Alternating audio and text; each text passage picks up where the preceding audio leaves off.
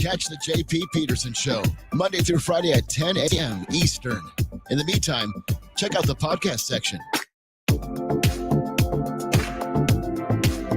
Stand by to launch FanStream Sports. 3, 2, 1. Let's start. Hello, sports fans. Welcome to FanStream Sports. Nothing but pure sports. This is the JP Show. JP, it is so good to hear you back on the air. Stand by. Now, here's JP. Good morning on this sultry Friday in Tampa Bay. Heat index already over 100. Nick barely made it in today. Had to park in the shade, come in through the garage because he couldn't handle the sunlight. I don't blame him.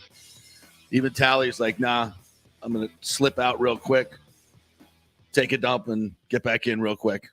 Yeah, there's no part of it. There's a reason why I live like a vampire, and everything's always dark in my room. No blinds, no light, no nothing. And immediately when I got here, I'm like, Close the blinds. I don't want to see the sun. Closed. The sun, I can't do it. Dennis Phillips told me this morning 100 heat index. I can't do it. But here we are. I got a tea time for you at 1 o'clock at Palmacia. You ready to go? No. You won't even play Palmacia at 1 o'clock? No. Nope, not doing it. There is no. Charles Barkley's playing. Easy money. Ooh. Easy money. Spend an afternoon with Chuck. Yeah. Deal with the pain. Yeah. No. No, that's a hard no. I might maybe get Bancaro down here. My boy Bancaro. Yeah, your love crush here. My your love man crush. Yeah. I was doing one of these yesterday. Still too hot? Still too hot. Still too hot. All right. Welcome into the JP Peterson Show, brought to you by the law offices of Christopher Palermo at PalermoPA.com. Well, we got lots to get to today. The Chief, Bobby Taylor, is going to join us at 10:30. We will chat to him about this Game 5 tonight. I've been told I must move on from the horrible non-call at the end of the game. I'm still fighting, as you see. I have my number one bullshit shirt on today for a reason, because that no call was number one bullshit. But it is what it is, and it happens in the NHL, and you got to move on. Just like Coop said yesterday, we'll hear from Cooper here in just a little bit. So we'll talk to the Chief. We'll get his take on it. I could not believe in reading some of the articles yesterday that the 4 NHL officials looked at the tape. Joe Smith's article in The Athletic and said, yeah, it was not too many men on the ice. I'm like, what? Like, what? How can you possibly say that in retrospect? But whatever. They don't want to crap on the NHL. By the way, I haven't seen yet. Is Wes McCauley actually going to be in charge of this crew tonight? I have no idea, but I have no reason to believe he won't be. No reason to believe. They usually keep the same consistency throughout the final. I don't think they're going to do it here on the cup in the house. I don't think they're going to get a change of officials. Well, that's probably good because they know they effed up so much that they have to do the makeup call. But that's fine. The Lightning have to find a way to win in Colorado. That was always part of the plan. So they got to do it. Down 3-1 in the series. 9% of teams have come back from down 3-1. So the numbers aren't great. But the Lightning have been down 3-1, I believe, 4 times. And one of the times they came back to win. 2011 against Pittsburgh. Steven Stamkos was part of that team. So maybe the captain will have a speech tonight that will resonate to the lads, and they'll get her done tonight. I like the way, look, I thought they dominated the game in the first period, no question about it. I thought for 60 minutes they were the better team in Amalie Arena. They certainly were in Game 3. I thought there was a pretty even game in Game 1. Obviously, Game 2 was the wipeout. So as I look at this series, I think the Avs appear to be the better skating team. There's no question about that. But I think the Lightning also have an advantage in net. Problem is, you look at the numbers, Vasi has not played great away from home. His goals against, I think, are almost two goals higher on the road than at home. And obviously, the road has been an issue in this series. So I don't think it certainly doesn't favor the Lightning, but we also know that the Lightning, nobody bounces back, and I mean nobody, like the Tampa Bay Lightning. And they're a resilient bunch. When their backs are against the wall, they always play their best hockey. So it would not shock me for them to win tonight in that atmosphere. And maybe Colorado gets a little tight. Cups in the house. I've seen it before. I was in Calgary in 2004. Teams just, when the cup's in the house, there's a lot of pressure. They can clamp up a little. Sphincter gets a little tight. Yeah, and I think the cliche here that everybody could use is if any team's going to do it, it's going to be this one. Yeah, right. And there is a lot of truth to that because we've seen this Lightning team come back over and over. And in this playoffs alone, being down 3-2 against Toronto, being down 2-0 against the Rangers and having to come back. They've done it before, and there's other instances in prior postseasons as well. The thing is I think this Colorado team is the best team they've played over this entire run. I don't think there's any question about it. I think this Colorado team looks like an all-timer at the moment. And the fact of the matter is they've lost 3 times this postseason. Yeah.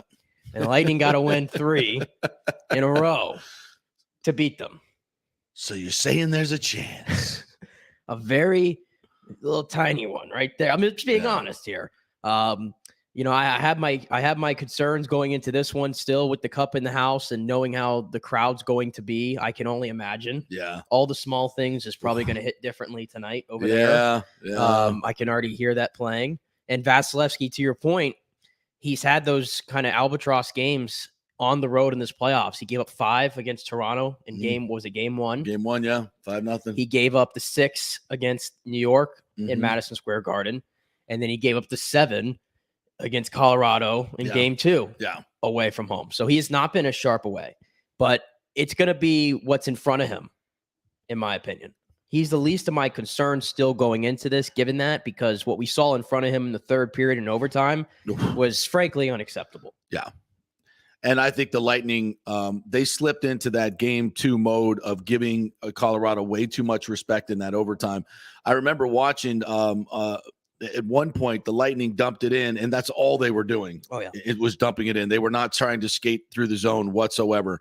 They dump it in and then send in 2 forwards. The third forward seemed to be back at the blue line, and the 2 defensemen at the center line. It's like, and there's a guy behind the net with the puck, and there's nobody in front of the net.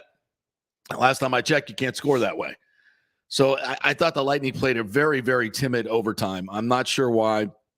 Maybe they were gassed and they've got to figure out what the hell they're doing on the penalty kill. You cannot allow Colorado to hold the puck for 2 minutes in the penalty kill situation. Just letting them just slide the puck around the outside is not going to work. Although they did try to chase it a little bit more in the third period, and they just seemed that they couldn't catch up. They just couldn't catch up. And by you're just too tired at the end.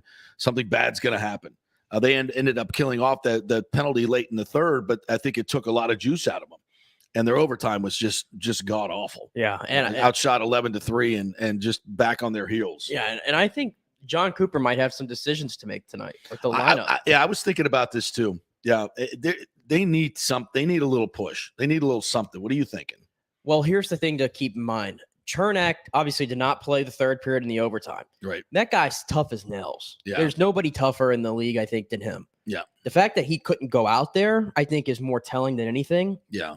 And we haven't really gotten an update as far as I know on Eric Chernak. So Cal Foot slides in. Cal Foot would slide in. But again, Cal Foot hasn't played in the series, and he's a rookie. And I have concerns if he has to play a lot against this team right now, Colorado, with the speed. I have concerns there for somebody who hasn't played yet in the Stanley Cup Final.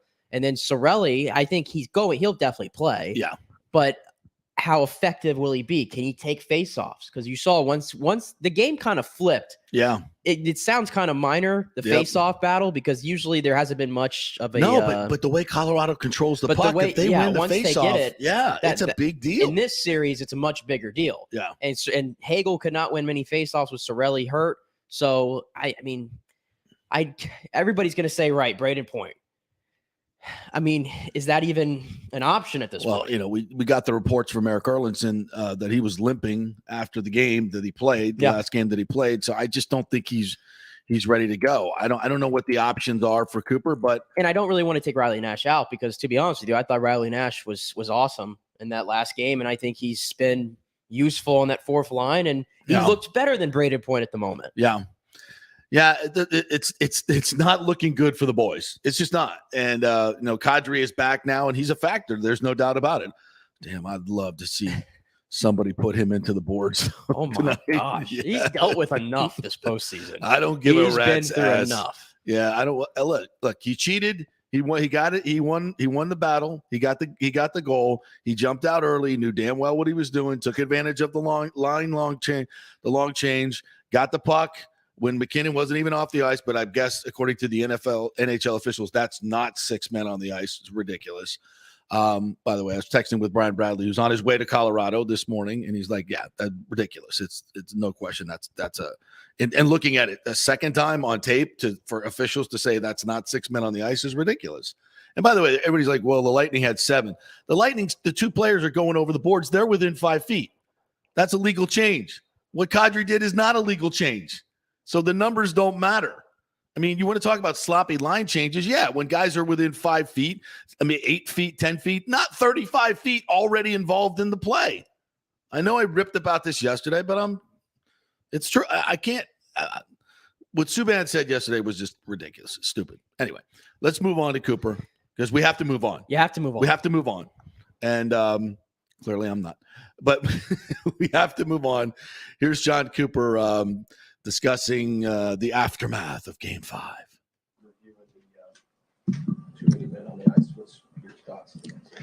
So it's funny because you know you're an emotional game, and I I found it odd that they got that wide open in the play, but there's nothing you can really, from our angle on the bench and the reviewing, like whether the puck's in the net. So the only way I can find out is I have to go back in the room and look at the tape. So you do, and then you have to face all of you 5 minutes after an emotional loss. And so I apologize, for last night, because that's what you get when you have to speak to the media right away. I don't know. It's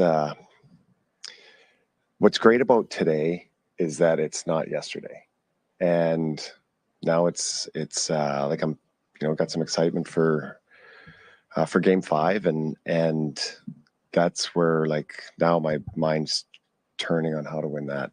Nothing we can do to turn back. They missed it. It's unfortunate, but it's water under the bridge now. Let's go get ready for should be a hell of a Game 5. Coach, in general, is that something players do to try and get a little bit of an edge, get a jump? What do you mean? To get on the ice. In the course of a hockey game, players, usually the guy going, actually, I would say 99% of the time, the guy going on the ice jumps on first. That's why they have that little kind of safe zone, because there's only 2 doors and guys hop over. And so that happens all the time. It's when the reason there's a rule is if you gain a significant advantage and it's probably what happened there, but it's, that happens all the time, and line changes. It's an inexact science. But you just, the purpose of the rule is not to gain an advantage. So, it's too bad. Hold it right there. We just slipped that in, which probably happened there. It did. It gave him a humongous advantage. Can we not acknowledge that? Yeah, I'm with you on that. Okay. Yeah. All right. As long as that's all I'm saying. I get they miss calls, but everybody, there are people that are saying that he didn't get an advantage. That's patently ridiculous. The guy's 40 feet from the bench receiving the puck before McKinnon's over the board at full speed, and he splits the defenders and scores the game-winning goal. I mean, that's the definition of getting an advantage. All right. But I will say this, though, before we continue. I was very impressed with, I guess, John Cooper yesterday. The way he kind of addressed everybody, because absolutely. And hit the thing right there. It's like you have something like that happen, an emotional loss in a Game 4 of a Stanley Cup Final, and now I have to speak to you guys 5 minutes later. Yeah. And he was getting killed. I mean, have you seen the vitriol towards John Cooper? Yeah. And this franchise over the last day over what he said. They hate us because they hate us. I mean, that's exactly what it reeks. Come on, and man. I already saw everybody talking about the COVID Cup and the Bubble Cup, and now it's all so what goes around comes around. It's all such jealousy and ridiculousness. You look like people would say Cooper was petty and small after bitching about that. And by the way, the goal against the Islanders, when they had 7 men on the ice, once again, those 2 guys those 7 guys, the 2 guys were within the 5-foot zone. Number one, it was not a overtime game-winning goal in Game 4 of the Stanley Cup Final. Okay, so can we just do away with that? I mean, does happen, and these things happen. But when you're talking about the level of which Kadri gained an advantage, it's not even close. Completely different situations. But that being said, I mean, what do you expect the coach to do? Just take it up the bum and not say anything? I mean, seriously? What, in an emotional time like that? I mean, those people, you look so petty and jealous ripping John Cooper because your team sucks. By the way, were the Lightning the only one allowed to advance to the final in the COVID Cups? I don't believe so. No. No, every other team had an opportunity, right? Yeah. And they weren't mentally tough enough to handle it. And I remember there were good teams that just said, I'm out, right? There were some really good teams that basically just didn't even try to win. They didn't want any part of it. And so if you're not mentally tough enough to go get it, then don't be bitching at people who were.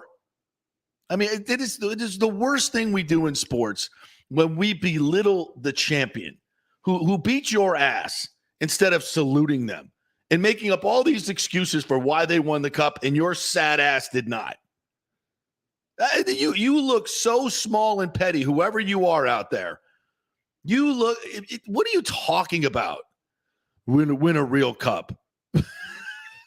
Was your team not allowed? Were you disqualified from winning that cup? I don't know. Were you? I don't remember. I don't think you were. My Lord. And as I've said many times before, when people say, "Oh, it was a COVID cup," I mean, was your life not affected during COVID? And plus, the NHL players had 10 times more things they had to do with COVID than you did. And you still bitched and moaned about how bad your life was in COVID, but it was easy to win the cup. How stupid do you sound? You're a moron. Okay. Anyway, enough of those people. More Cooper. Wait for the mic, please, Joel. A lot of plays are reviewable. Do you think that's one should in the future? Again, that is not for me. I explained it was emotional time last night. But, yes. I moved I don't on. want to be fined. Right. I don't know. I'd be really happy to talk about tomorrow night's game if anybody wants to talk about that. I was going to ask just one more question. Okay, let's hear. Just the fact that you didn't see it in real time. I don't think any of us in the press room realized that it was too many until after. Yeah. Does that speak to just kind of how close of a play it was? Yeah, but it's not your job to see it. True. So, anyway, it's the official's job to see it. Hold on, stop that. You're the coach of the two-time defending champions, and the officials are given a job to do, and they blew it. They blew it, no question about it. They don't, and they said that you don't want to blow the whistle in overtime. My God, the guy got a huge advantage, and yes, it should be reviewable, but I can't. His composure in trying to move on, and we said that yesterday. I said I guarantee you, Coop today is going to say I got to move on the next game, blah blah blah blah blah, and he had to. And that's what he's doing. But it's got to be really hard. It's got to be really. It's like getting in an argument with your spouse. And you're right. You have video evidence that you're right. And you got to stand in front of the world and just take it up the bum. That's got to be really, really hard. Your tone just reeks of the feeling. Oh, yeah. Oh, I do know the feeling. So do you. We all do. When your spouse just thinks they're so right, you've got video evidence, you've got everything that's on your side, and they still don't admit it, and you have to just eat it. You just got to eat it. We could do a long form discussion in the second hour just on that topic. Just on that topic. So all you guys out there, ladies listening, because it works for the ladies too. There are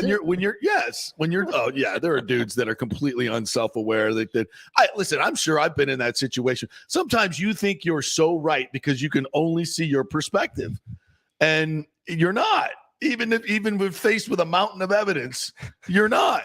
And so we've all probably been in every situation, but I think when your partner knows that you're right and still can't admit it, that's just tucking your tail between, and yeah, but you're just in your own little circle. Imagine having to go out and face the media in this situation, face the world, and take all this flack on Twitter, just saying like you're wrong when you're right. You're 100% right. They blew the call, and you got to take it and move on. Oh, John Cooper, you're a saint. I'd be sitting there belly aching like a wuss. But he knows, and maybe when the series is over, win or lose, we'll get the candid answers, right?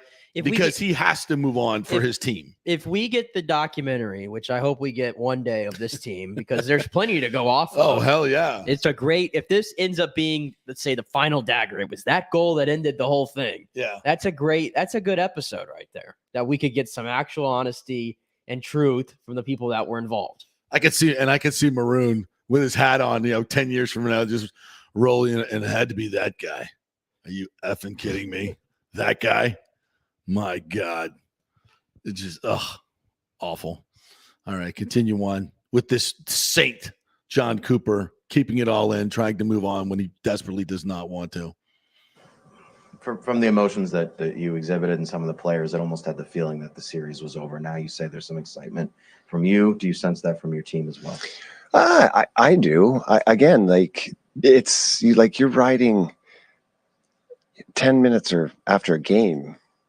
You're not clicking your heels saying, oh, I can't wait for 48 hours from now. You do get a little time to digest what just happened because you're pretty invested and you're putting your heart and soul, not just in yesterday's game. You're putting in 9 months of training camp and regular season and playoffs and ups and downs and all the things that go with it. So, hey, give the guys a little chance to have some emotions and then sit here and say, okay, well, what happened in the game? You know what? Really good chance we could have won that game in regulation. We felt pretty damn good about ourselves. Did they get the better of us at overtime? There's no question they did. But this is a game of breaks. And oftentimes you make them and sometimes you get them. And Colorado's up 3-1 in this series because they've made a lot of breaks. But you look at their goals last night, they scored. McKinnon's neither one of them touched a stick and went in the net. Yeah. McKinnon didn't know where it was, went off the skate, rolled in, and the second one's going 6 feet wide and hits Cogliano's knee. Yeah. But they made their breaks. Good on them. And that's what happens when you make them. And then, the game winner is a unfortunate non-call. That's how you get breaks. Listen, this is the king of getting them.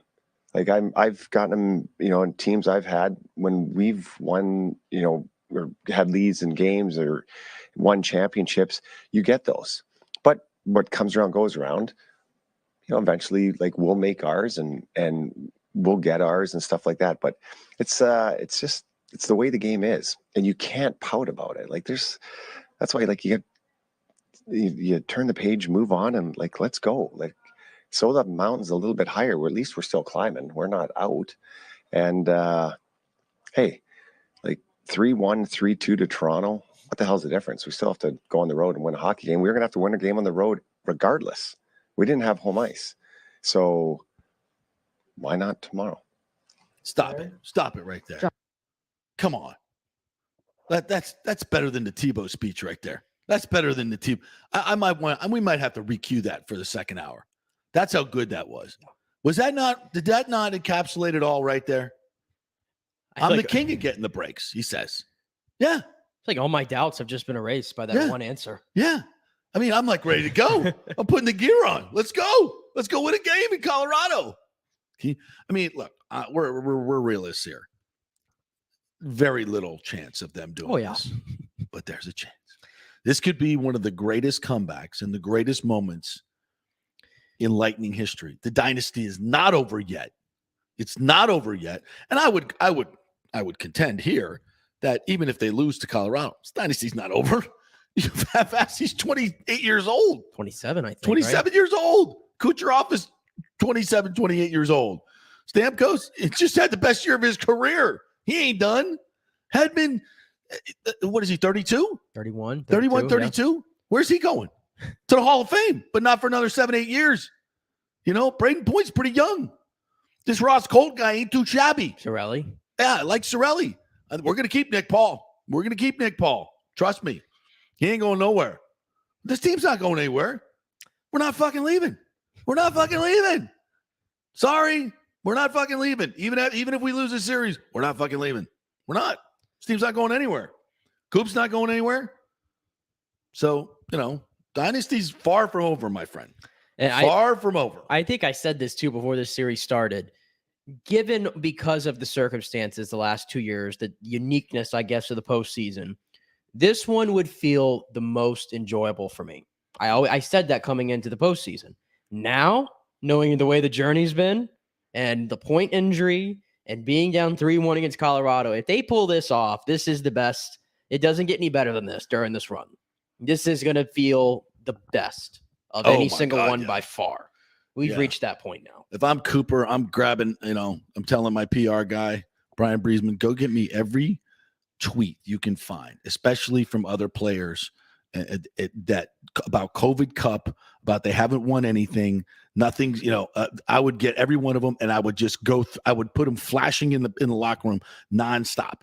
Like, guys, look at this. They don't believe in you. And then I'd be putting that thing on a loop that PK Subban did. I'd have a collage. They'll be on the plane ride over. That's all. Like, sorry, you guys put your laptops away. You're going to watch this on a loop until we get to Colorado. You could see a special effort from this team tonight. You could see a really, really special effort from this team tonight. And if they do that, if they go out and say, win 6-2, I'm not saying they are, but if they do go out and punch them in the face, every one of your asses better be in Amalie Arena on Sunday night. Every damn one of you better be there on Sunday night to welcome these Warriors home and get to it and kick their ass again and get to a Game 7. I mean, I could see that scenario happen. It's one game. This has been a very even series for the most part. It's been back and forth. I don't know. It's been back and forth. I don't know about that. The Lightning dominated Game 4. They did dominate. They outshot them. They outchanced them. They, they have so fast. And what did they do? They scored 2 fluke goals. 2 fluke goals is what they scored. They did. And then they dominated overtime. It's recency bias. But the game itself, we dominated Game 3. Game 3 wasn't even a game. Like Game 2 was not a game. Game 1 was kind of even. Lightning had a chance to win it in overtime. Yeah, I don't know about that. I don't know about that. Go look at your little analytics there, buddy. Look at your little analytics. I'm going off what my eyes are telling me. You cannot tell me that this series has been basically even. No way. No way. They've won 2 overtime games. Overtime. You know what that means? You're tied at the end of regulation. Yeah, anything can happen. I get it, but I would say they were fortunate to be in those overtime games. Maybe I'd argue. I know. I'm such a homer. I know. I'm such a homer. I know that, and I'm not doing a great job as a fan for my entire life. That's not. You're being quote objective, maybe a little too objective for my taste, but I think everybody's crapping on the Lightning a little bit too much here in this series because they got beat 7. They got their ass whooped in Game 2. Okay, what happened in Game 3? Where was your great Avs team in Game 3?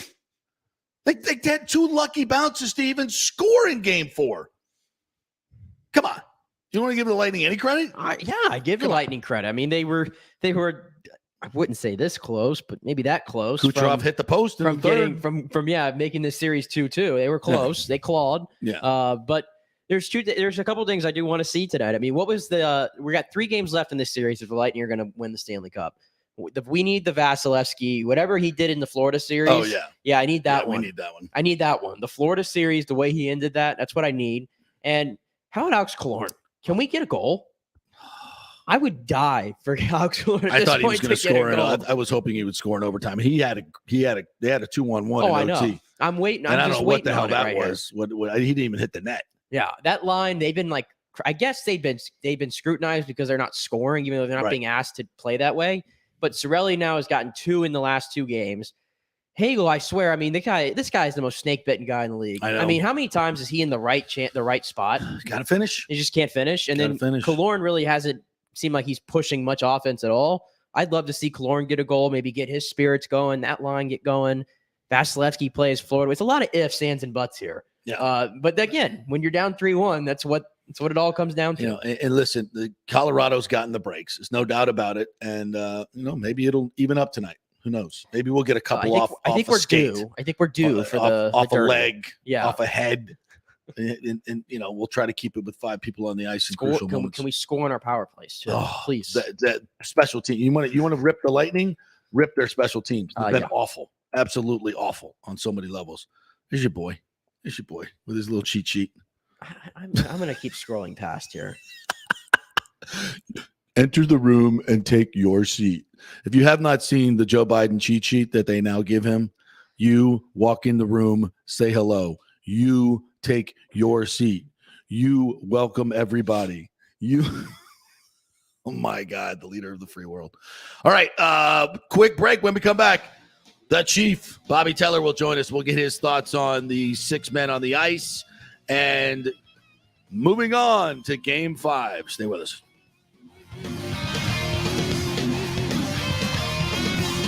The world economy is in chaos, and mortgage rates are going to go higher in the next few months. Meanwhile, home values are up 24% in some neighborhoods of Tampa Bay. Do not miss this opportunity to refinance your home, get some much-needed cash to handle skyrocketing inflation, and fill up your car.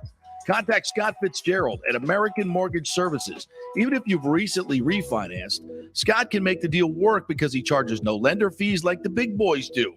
He will also shop your loan around to dozens of lenders and get the best rates and terms. Let them compete for your business. The big banks charge huge lending fees. Customer service is simply a phone number with endless wait times. Scott is local and will personally take your call. Here's his cell phone number. Tell him JP said you could call. 813-294-7595. Scott's done over 3,000 loans, including many coaches and athletes. He will answer your calls and concerns and give you workable strategies to be smart with your money. Reduce your payments.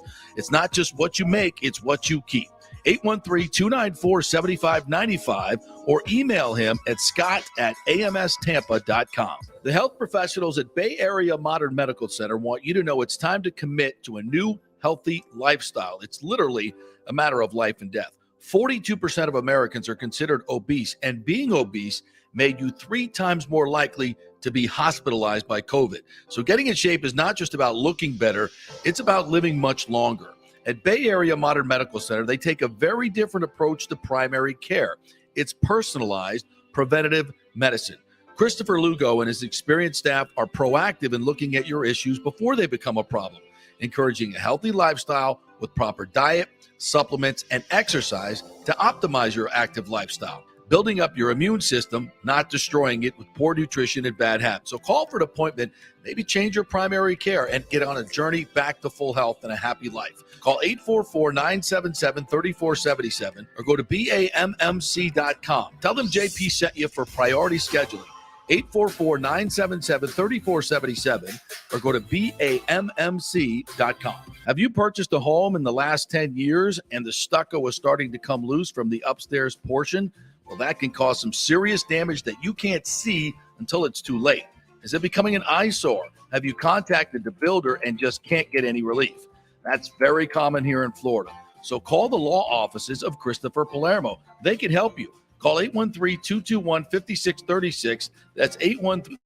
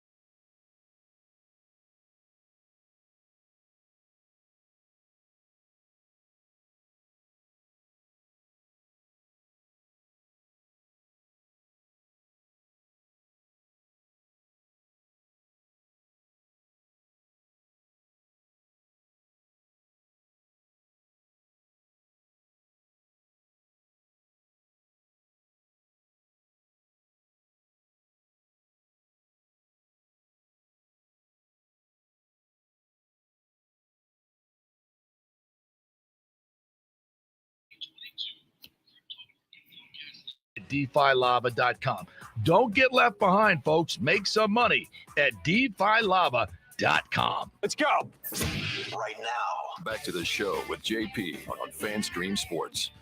All right, welcome back to the JP Peterson Show, brought to you by the law offices of Christopher Palermo. If you have a sinkhole issue or any damage to your home, weather issue, and you have a claim with your homeowner's insurance, Christopher will represent you like the pit bull that he is. He's recovered millions of dollars for his clients. He can do the same thing for you.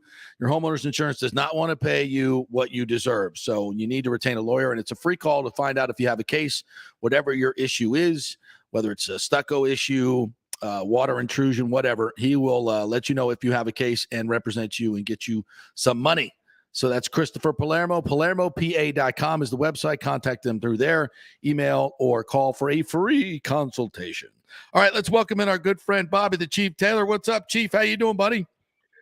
I'm doing good, JP. Surviving this heat. Oh, my God. Yeah, do not go outside at any point. You will not be playing golf today, my friend. This is not a golf day. Yeah. All right. So listen, I know, the coach is supposed to move on. The players are supposed to move on, but you and me, we can bellyache some more about this 6 men on the ice. And, and what bugs me is I see all these people saying, well, it had nothing to do with the play. These things happen all the time. I'm like, what the hell are you talking about? I mean, I've never seen a more egregious situation where the player that comes on early is taking a tremendous advantage, especially with the long chain situation. And I personally think Kadri knew exactly what he was doing in getting the jump. What's your take? Oh, no question. I mean, it wasn't even close. Now, if he's coming on for McKinnon, you can't take the puck until McKinnon is actually off the ice. Right. And you look at everything. And when he came on, when he got the puck and shot it, he was still 5 feet from the bench. Yeah. Yeah. So if everybody in the North America sees it, I'm on television where you don't see a whole lot because it's so focused. You know, it's not the wide angle. How come the 4 officials missed it? One of the reasons, and especially the linesmen. The linesmen are supposed to be paying attention to that. Yeah. How can you miss it? And you get this now, JP. This is another thing that is really, really screwy. When the game sheet came out right after. Yeah. The players, they're supposed to put down who was on the ice for and against when the goal was scored. Right. And then they include the goalie on that.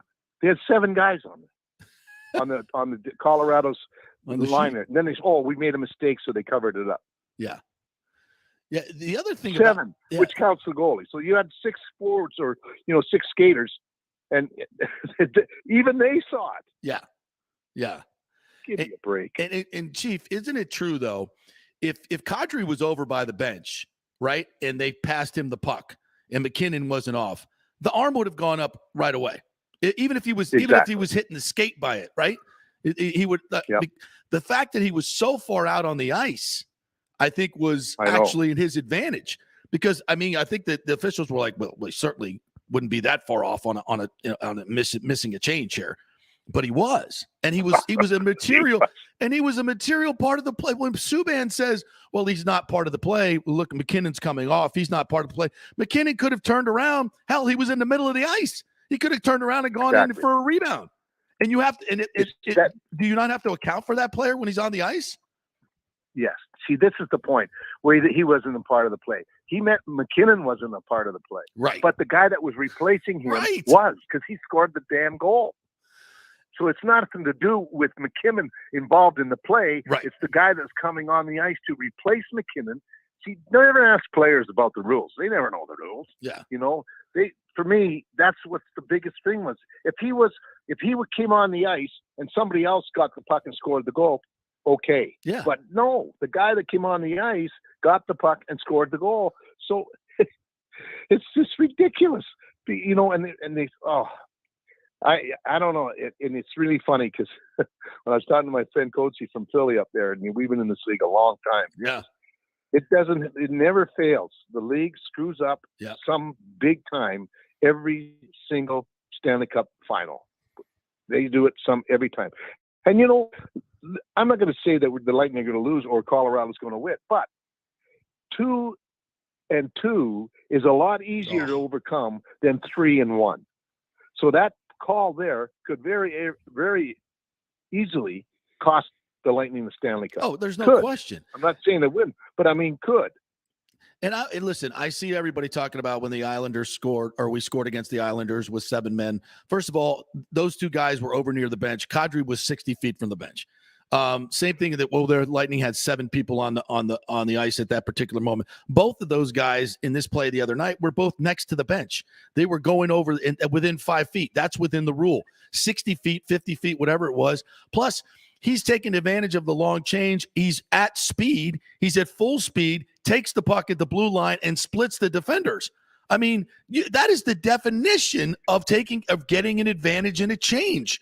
And I mean, this is what really chaps my ass is you've got officials who are now looking at the play afterwards, NHL officials in the Athletic story I read today afterwards saying, no, that's not a penalty. How can they say that? I don't, because you know why? Because they screwed it up and they just want to cover their butts. Cover their friend's ass. I mean, it's really and then the official said we didn't see too many men on the ice, all 4 of them. Yet everybody in North America saw it on television. Yeah. I mean, are you kidding me? Like the key to the whole play is the fact that when Kadri was replacing McKinnon, he took the puck and scored before his guy that he was replacing was off the ice. That's the biggest difference. Not the fact that they had 7 guys on and they scored. Right. The fact was the guy that was the 7th guy scored the goal, which is totally too many men on the ice. Yeah.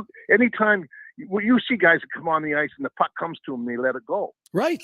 You see it all the time. Yes. Well, because if they touch it or get involved with it, it's too many men on the ice, so they let it go. Yeah. This one, nobody did. Yeah.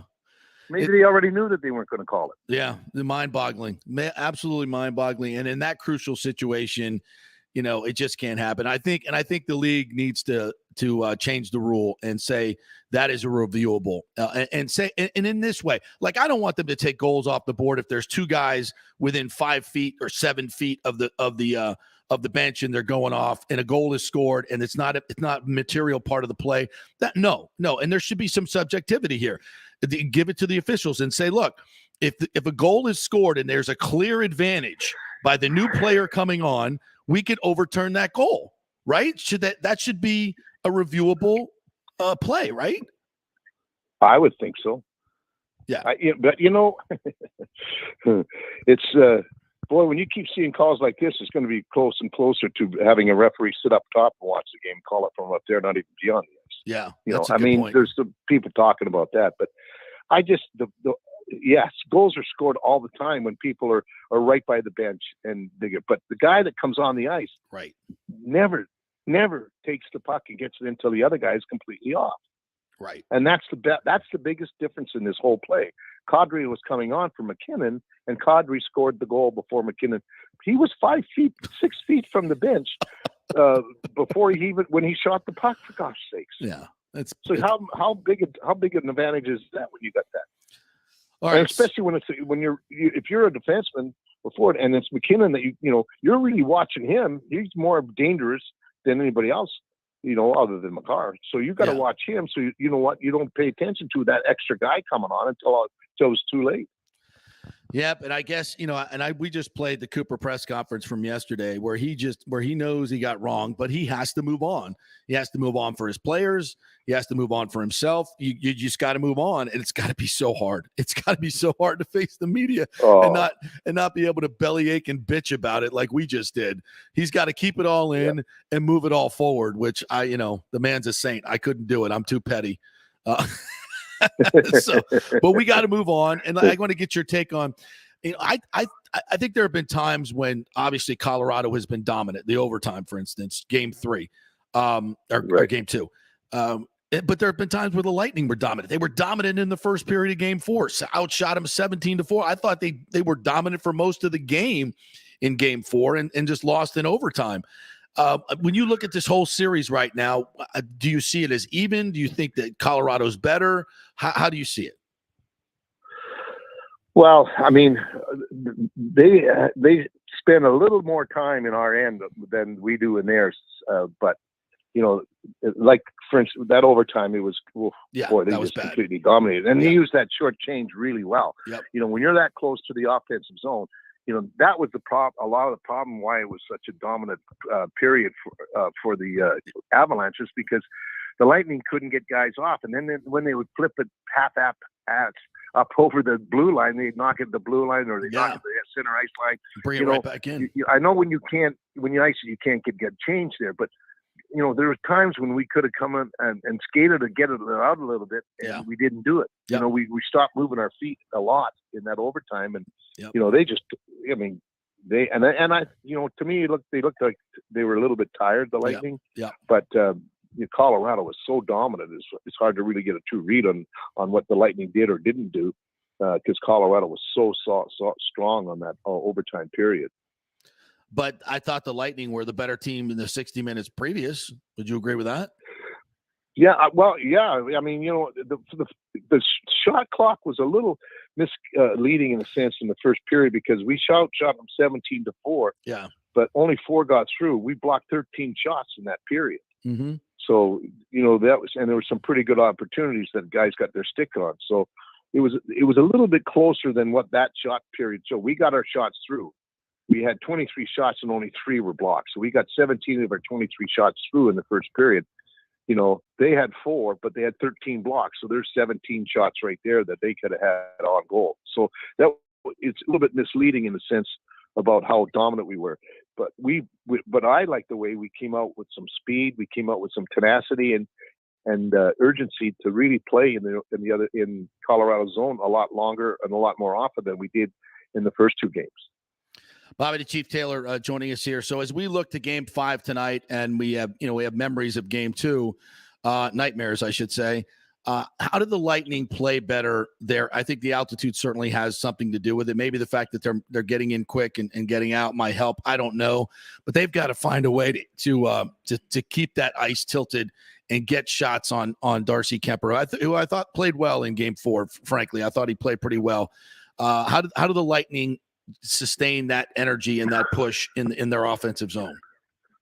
Well, one of the things that really hurt them, I thought, in Game 2, and I was talking with Keith Jones, who did always a NBC analyst, and Jonesy played in Colorado, as well as Philadelphia and Washington, but he played in Colorado. He says the one thing, even before the series when we were talking, he says one thing is they shouldn't go in too early, because when you go in and come out, your body's fine. It still doesn't have to adjust as quickly as you think it does.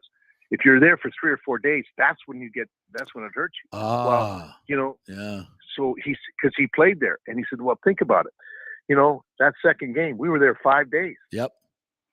We had to be there on the Tuesdays to have the national press and all that stuff, and 1 day early, and then we play, Thursdays and or Wednesday, Friday, and that's the difference for me, is that they were there 5 days, and I think that had the altitude might have had a lot to do with that game too. But tonight's game, you're going in quicker, and I think you're going to be there. And you've got to come out like they did in the first period. I thought they played really hard as well, JP. I thought that might have been their best period.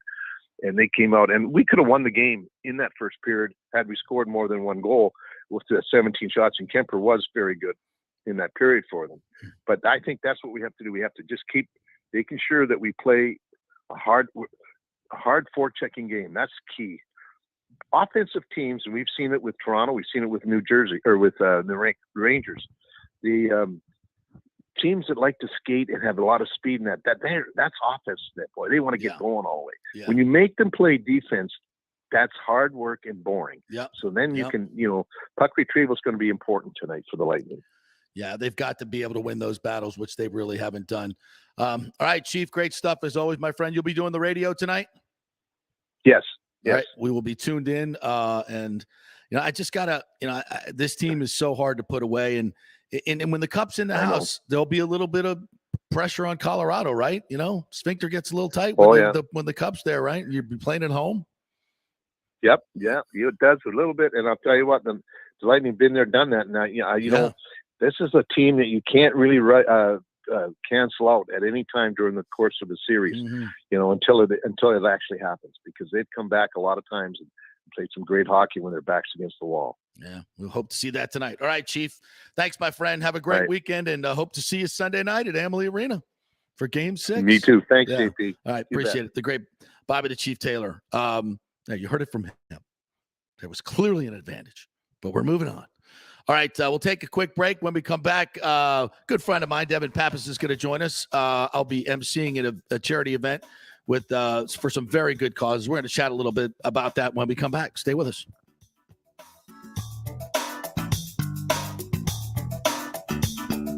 The world economy is in chaos, and mortgage rates are going to go higher in the next few months. Meanwhile, home values are up 24% in some neighborhoods of Tampa Bay. Do not miss this opportunity to refinance your home, get some much-needed cash to handle skyrocketing inflation, and fill up your car. Contact Scott Fitzgerald at American Mortgage Services. Even if you've recently refinanced, Scott can make the deal work because he charges no lender fees like the big boys do. He will also shop your loan around to dozens of lenders and get the best rates and terms. Let them compete for your business. The big banks charge huge lending fees. Customer service is simply a phone number with endless wait times. Scott is local and will personally take your call. Here's his cell phone number. Tell him JP said you could call. 813-294-7595. Scott's done over 3,000 loans, including many coaches and athletes. He will answer your calls and concerns and give you workable strategies to be smart with your money. Reduce your payments. It's not just what you make, it's what you keep.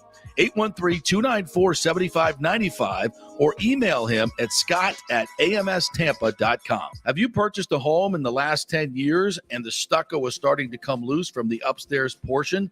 Well, that can cause some serious damage that you can't see until it's too late. Is it becoming an eyesore? Have you contacted the builder and just can't get any relief? That's very common here in Florida. So call the law offices of Christopher Palermo. They can help you. Call 813-221-5636. That's 813-221-5636. He's recovered millions for his clients. The law offices of Christopher Palermo at PalermoPA.com. Ladies and gentlemen, let's rock. This is FanStream Sports with JP. All right, welcome back to the JP Peterson Show, brought to you by the law offices of Christopher Palermo. We're also brought to you by the Gold and Diamond Source, one of our favorite folks over there, Julie and Steve Weintraub, big benefactors of the Denim and Diamonds fifth annual Denim and Diamonds charity event that's happening at the Don Cesar, July 9th. I am privileged and honored to be the MC and the organizer of this great event. Devin Pappas joins us now. Good morning, Devin. How are you? Hey, JP. How are you? Thanks for having me. Love your shirt. Yeah, number one bullshit right there. I love that. I love that. Speaking of our the non-call at the end of the game that I still can't get over. I know. I know you're a big Lightning fan. I know you're. I am. I'm not here to talk about sports though, right? Because that would make me a little nervous. I talk about what I know best in fundraising and helping the community. So I'm going to stick to sports to you. Yes, absolutely. So tell us a little bit about Denim and Diamonds. It's our fifth year doing this, and it benefits some great charities. Tell me a little bit about the event and what it's benefiting. I would love to. So Denim and Diamonds, as you said, started 5 years ago, and it was supposed to be just a one-time thing. We were going to, we hope to make $20,000 and call it a day. And the benefactors for the first 4 years, as you mentioned, has been Hands Across the Bay. So the community just really came together, and in those 4 years, we actually ended up raising $500,000 for Hands Across the Bay. Awesome. Yeah. So this year we decided to kind of spread the wealth and help other nonprofits, because there's so many great nonprofits, and and Julie and Steve, they're doing great, and it's just amazing what's going on with Hands Across the Bay. They're just growing and flourishing. Yes. So this year we are helping the Special Forces, which is going to help the families of the Green Berets. Awesome organization. Yes. And then also Bridging Freedom, which we are going to help build a safe house for the sexually trafficked teen girls in the area. And people don't really realize, JP, that we are in the hub of human trafficking.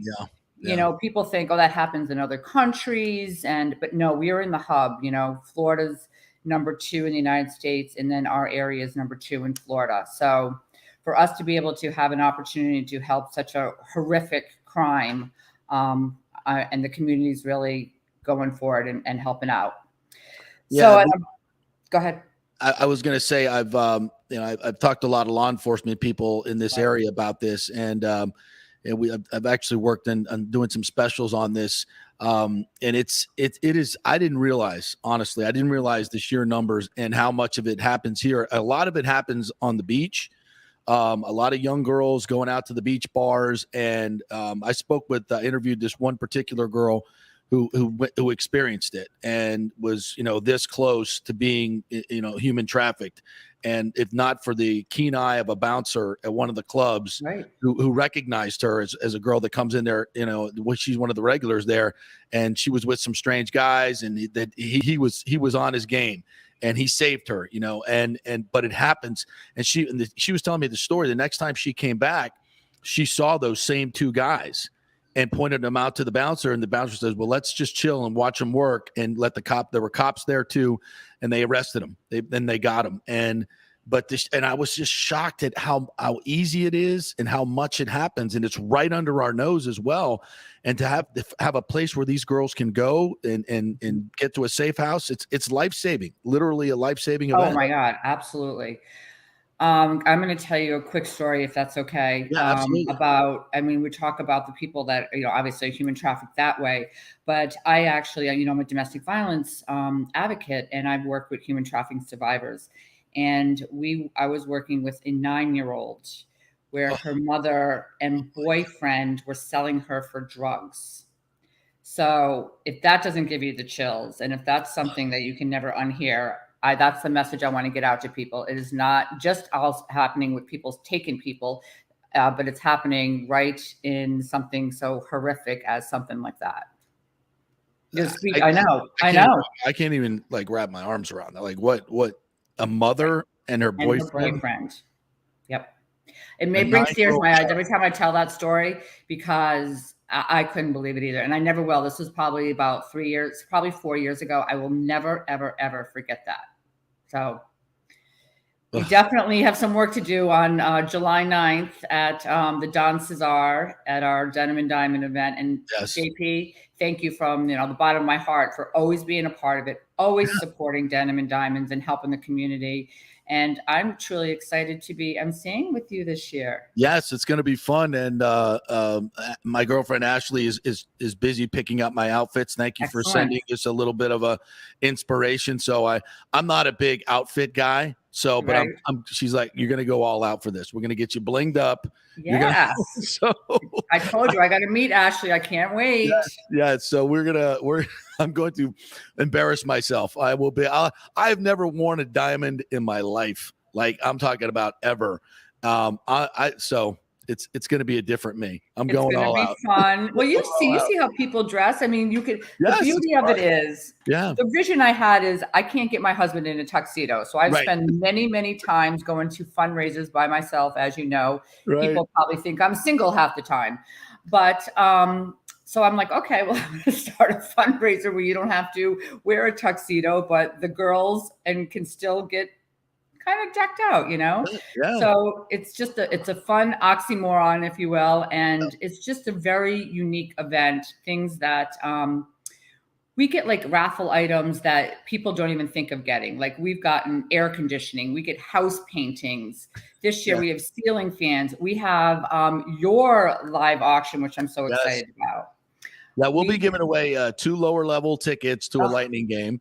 And then we're going to bring you up into the Lightning Vision studio and give you a tour of the studio. And you're going to watch while we do our intermission or pregame reports. And you'll be standing right there next to me where I'm doing my report. And you can see out over the ice. And you're in the nerve center of the entire building. Every video and audio thing that happens in that building generates from our studio. And it's really an amazing thing to see our team work, our Lightning Vision team work. It's incredible. Everybody that does it and gets the experience is like blown away. So it's a really cool deal. And we're going to auction that off at the event. Now, do we have any, and this always sells out, or do you have any tables left? 4 tickets. I think we have 4 straight tickets left. Okay. So where can they get them if they want to be a part of it? Yeah, they can go to raisingrelieffoundation.org. raisingrelieffoundation.org. I'll tweet that out on our socials so people will, if you want to snag up those last 4 tickets. Thank you. So it's going to be, and it's at the Don Cesar. It's at the Don Cesar. And what else is unique about it? It's a brunch. So it starts at 11 o'clock and it's over by 3. And it's fast, it's fun, it's sad, it's realistic, it's unique. It's just a ball of energy and a lot of emotions, but everyone always leaves like, oh my God. And we sell it every year. Yeah. This year, LPT Realty is our presenting sponsor. Okay. So, Robert Palmer and his LPT gang are the presenting sponsors. So we're super excited to, see that. It's a swanky gala where you can wear jeans. I mean, everybody loves that idea. And it's at the Don, which is going to be so much fun. So cannot wait for it. Looking forward to emceeing it and with you and all your great team. It's going to be fun. So, and of course, thank you again. Thank you for having me. And thank you for every dude. So raisinrelieffoundation.org, a couple tickets left and we'd love to fill it. Well, Devin, thanks so much for coming on. Appreciate it. And thank you so much for the work you do. Obviously, the stories we told today, there is a huge need for this. So we're going to have fun, raise a lot of money for and the Green Berets as well. I mean, we absolutely. Their families and the sacrifice that they make. I mean, now more than ever, we need to support our military and law enforcement. They need it and they deserve it. So I'm glad that's part of the equation as well. So thank you once again and look forward to seeing you soon. I look forward. I'll see you July 9th and I can't wait to see your outfit. All right. All right.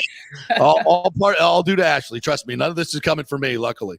All right. Thanks for having me. Have a great weekend. Yeah, you too. You too. I look forward. I do a lot of emceeing and charity events, and this one is it's so much fun. We get a lot of celebrities that come in, and it's at the Don. It's great food. It's great everything. It's gonna be so much fun, and you'll see me in diamonds. I think I'm gonna get Julie or Steve to give me some bling, like a bracelet, maybe a couple rings. I'll wear my Stanley Cup ring, of course, but I'm eyeing this diamond chain. It's got a big J on it. It's got diamond drips. I don't think they're real diamonds, but it's kind of a showpiece. So I could probably wear that. It'd be very Wander-esque of me. Yeah, no, I'm very curious to see you in some diamonds. Yeah. And some diamonds. Maybe you could wear one of those scarves, those white scarves too around, maybe. Oh, a white scarf? That's kind of blingy with some rhinestones on it or something. Like a little Elvis. Yeah. That's a good call. Yeah, Look at you. Look, I might have to add that to the outfit. If you watch did some diamond studded the bling sunglasses that Elvis wears. Yeah, I'm gonna be honest. If you watch the debut of if you watch the season debut of Southern Charm last night, then you know what I'm talking about. Southern Charm. What is this? You never seen Southern Charm? No. I think it's on. What is it? Bravo. I think it's on Bravo. What is it? Southern Charm. It's like one of those reality shows where there's 7 or 8 of them, guys and girls, and they all live in Charleston. Okay. Is this like the Chrisley thing? I mean, growing up Chrisley or whatever that hell. Chrisley knows best. Yeah. Now they're in jail. No.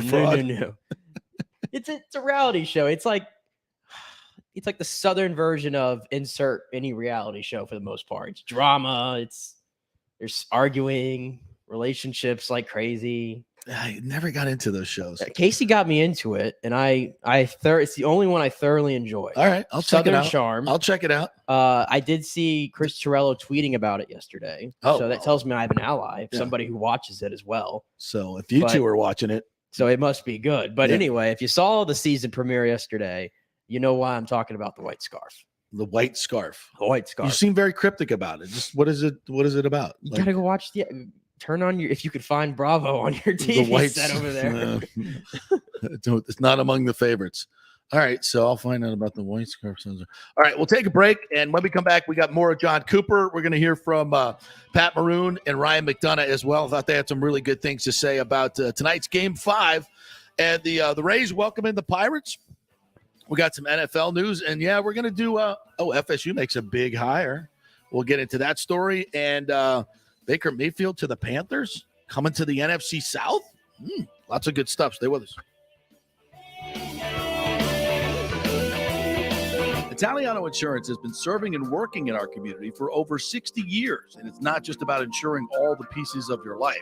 Italiano is as much a part of Tampa Bay as the Cuban sandwich, Gasparilla, and our Bucks, Lightning, and Rays.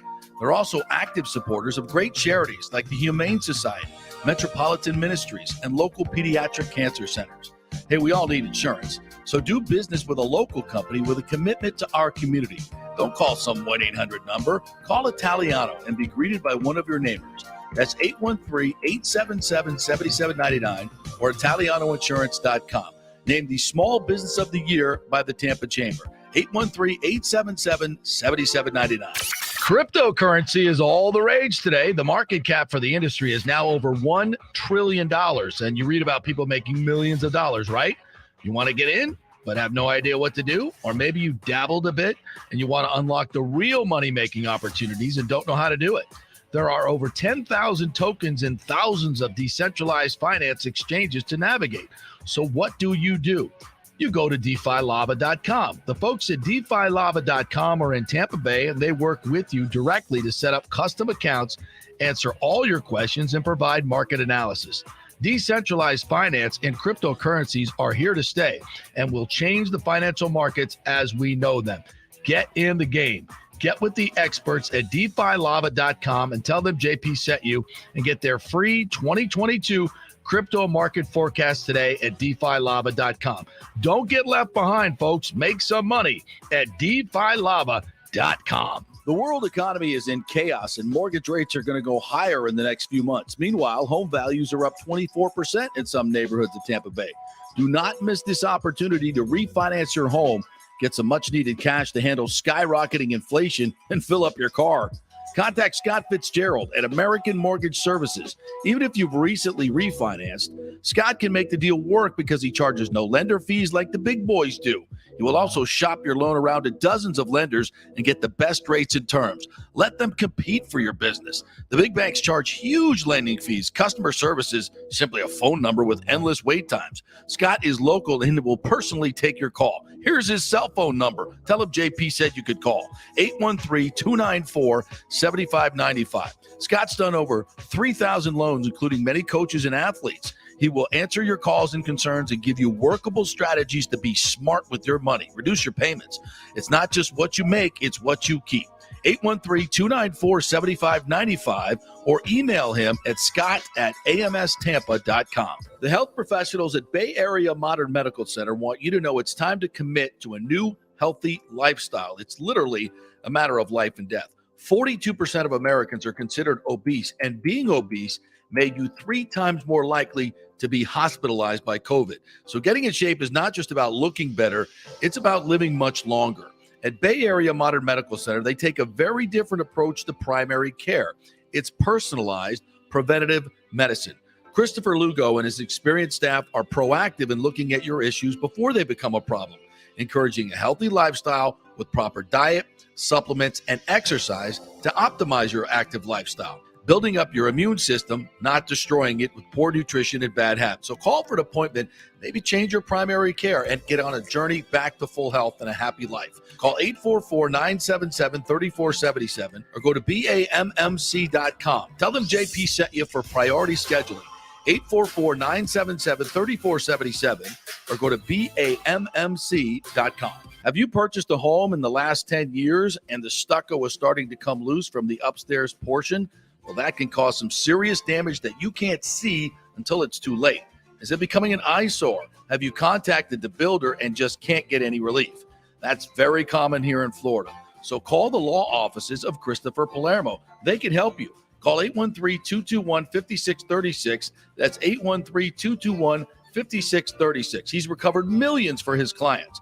The law offices of Christopher Palermo at PalermoPA.com. Ladies and gentlemen, let's rock. This is FanStream Sports with JP.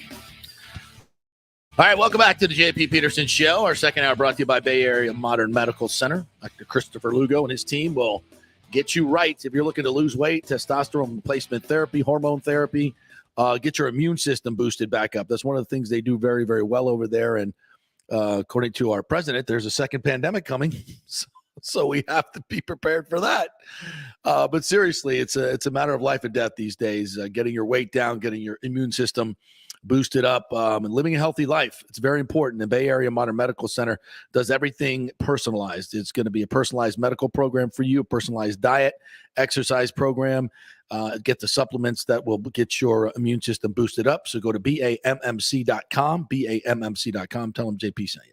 And to piggyback off your point there about living a healthy lifestyle, don't be like me today, because I'll play this back for Casey because she's probably going to get mad at me, but I'll say it anyway. She was very, very nice this morning of her to make me a nice little bowl of apples and some water, right, in the morning. Bowl of apples? Bowl of apples. I'm not really an apple guy. Are you an apple guy? I love apples. I'm not an apple guy. So healthy for you. I'm not an apple guy. I mean, seriously, that cliche, an apple a day keeps the doctor away, that's legit. That's what she said. Yeah. And I'm like, she made all these apples. I maybe picked at a few of them. Right. The problem is I was on that side of town this morning, and I was like, man, I'm going Einstein Bagels because I love my Einstein Bagels. Oh, I love Einstein and she Bagels. lives near an Einstein Bagels. Yeah. And I'm like, that's where I'm going. So I eat a few apples in my head. So I stopped and got a bagel from Einstein. What kind of bagel you got? Asiago cheese. Love that. Toasted. But you got cheese. it. What kind of cream cheese? I'm a plain cream cheese. Should have known. But anyway. The Asiago with garden vegetable. Garden vegetable. Oh, yes. It's the perfect marriage. It's the perfect marriage. Toasted, the cheese and the garden. Oh, yes. So much better than plain. Try it. Just try it. Well, I had the bagel, though. Yeah. And then I got here, and the first thing you told me was, I have Chick-fil-A. I know. And then I ate a Chick-fil-A biscuit. So before 10 o'clock this morning, I had a nice bagel and a Chick-fil-A biscuit. Far from living a healthy lifestyle, but listen, you do what you do. Listen, when somebody this morning, they gave us free Chick-fil-A here at Daltese Grand Central. A Chick-fil-A chicken biscuit. Come on. How do you say no to that? You can't say no. You don't. I mean, you can't say no. Even if you've had an Einstein bagel, even if you've had pancakes in freaking bacon and a full breakfast, you cannot literally open that foil wrapper and see that soft, flaky biscuit and that just beautiful honey tasted chicken and not eat it. It's impossible. No, and I'm kicking myself because I dropped a piece of chicken on the ground. Before I could even remember where it went. I already you weren't going to go down and get it, were you? Well, it'd be 5-second rule, maybe. But before I could even get to 5 seconds, you had no chance. The vacuum cleaner over here. It's my Roomba. Yeah. It's my 75-pound Roomba. Yeah, it was already digesting. Yes. So that was that. The stuff barely hits the floor. Yeah. I don't have to worry about that. Yeah, she is the vacuum. But she tends to not, if she can only vacuum up her own hair. That would be great. I can't even get a Roomba because she shed so much. That thing goes like I had one and it just goes, it short circuits. Roomba suck. Yeah. It's all about convenience with the Roomba, but it cleans nothing. Doesn't do anything. If you have a dog, I mean, first of all, it fills up. That little thing fills up in like 2 minutes. Then you got to change it again. So what's the point? It's not doing anything. It still takes, whatever. I don't know how we got off on that tangent, but it's true. 100% true. All right. A big news in my world, my FSU world. Link Jarrett, former FSU All-American, is the new baseball coach at Florida State University. He has been at Notre Dame, 2-time coach of the year. He's got the second best winning percentage in the nation over the last 3 or 4 years, best in the ACC, and just took Notre Dame to the College World Series. And he replaces Mike Martin Jr., who replaced Mark Martin Sr. So, Jr. did a great job in the regular season, couldn't get it done in the postseason. And I think the new athletic director, Michael Alford, want to put his stamp on it. I'll say this, there have been a lot of high-profile FSU alumni, in terms of football recruiting and coaching that we've tried to bring back and have not been able to do so. Travis Hunter being the number 1 recruit who ends up at Jackson State. We haven't been able to close the deal. Now, it ain't football, but we closed the deal on this alum and brought it back, and we're going to pay him up to $1 million to be the new baseball coach at Florida State University. Look at that. ACC Coach of the Year. Yeah. 41-17 at Notre Dame this year. Yeah. Wow. Yeah. At least Florida State still has pull at something. in one sport at least. Well, look, maybe it's a start of something new for FSU to be able to bring. I mean, I've heard a story from a couple of reliable sources that they tried to bring back Chris Wenke, and for the want of $30,000 of his salary, they wouldn't push it up to get him. It's ridiculous. Other teams are laughing at us. So at least we got this one done. And hopefully, listen, if you can win in baseball at Notre Dame, and the talent-rich state of Florida, I see good things happening here. I see Florida State has still not won a College World Series, if you can believe that. No, it's crazy. I don't know. I think we've been 26 times. They've been the most without winning. I know that. Without question. And they had that streak where they win every year, which wasn't that snapped like a couple years ago? Yeah. Right? Yeah. So, I mean, we used to host, it was like Christmas. You'd host a regional at Dick Howser Stadium, which has now become what it once was the jewel. It was one of the first real baseball stadiums, that the college baseball to make a stadium. This was like 25 years ago, and now it's one of the worst. So they've, it's a facilities thing, and they got to jack that up, and hopefully they'll be good. There is scuttlebutt now that Baker Mayfield could be headed to the Panthers and join us here in the NFC South. This is becoming more real. They're looking at it in terms of, because Seattle apparently does not want to give up any compensation whatsoever.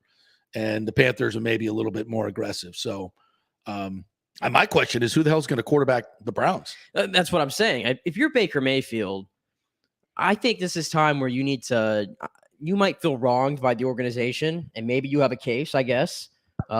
The more we hear about the Deshaun Watson case, you have, I guess, an increasingly bigger case for them doing you wrong. But I think we all kind of are assuming at this point he's getting suspended for a year. We know the NFL is trying to get him suspended for a year. That's their argument. Yep.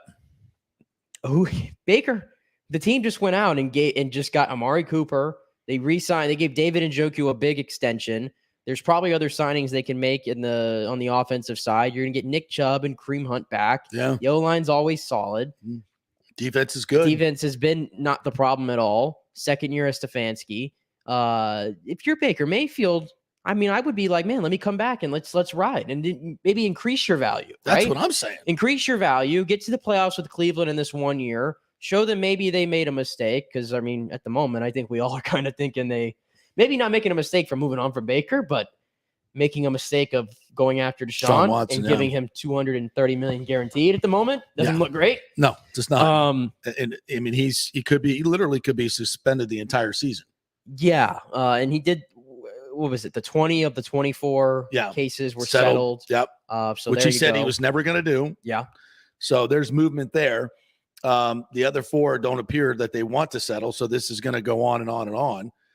And the more it goes on, the bigger black eye it is for the Browns and the NFL. So, yeah, if I'm Baker Mayfield, I shelved my pride. They're going to pay you $19 million this year. You go out there and you prove that you're worth it and make some money. You can, if he goes out and has a good season, and I think last year, the year before, he was third in QBR in the league when they went to the playoffs and won a playoff game. I mean, you replicate that, which is very doable with this team, as you just mentioned. You increase your value.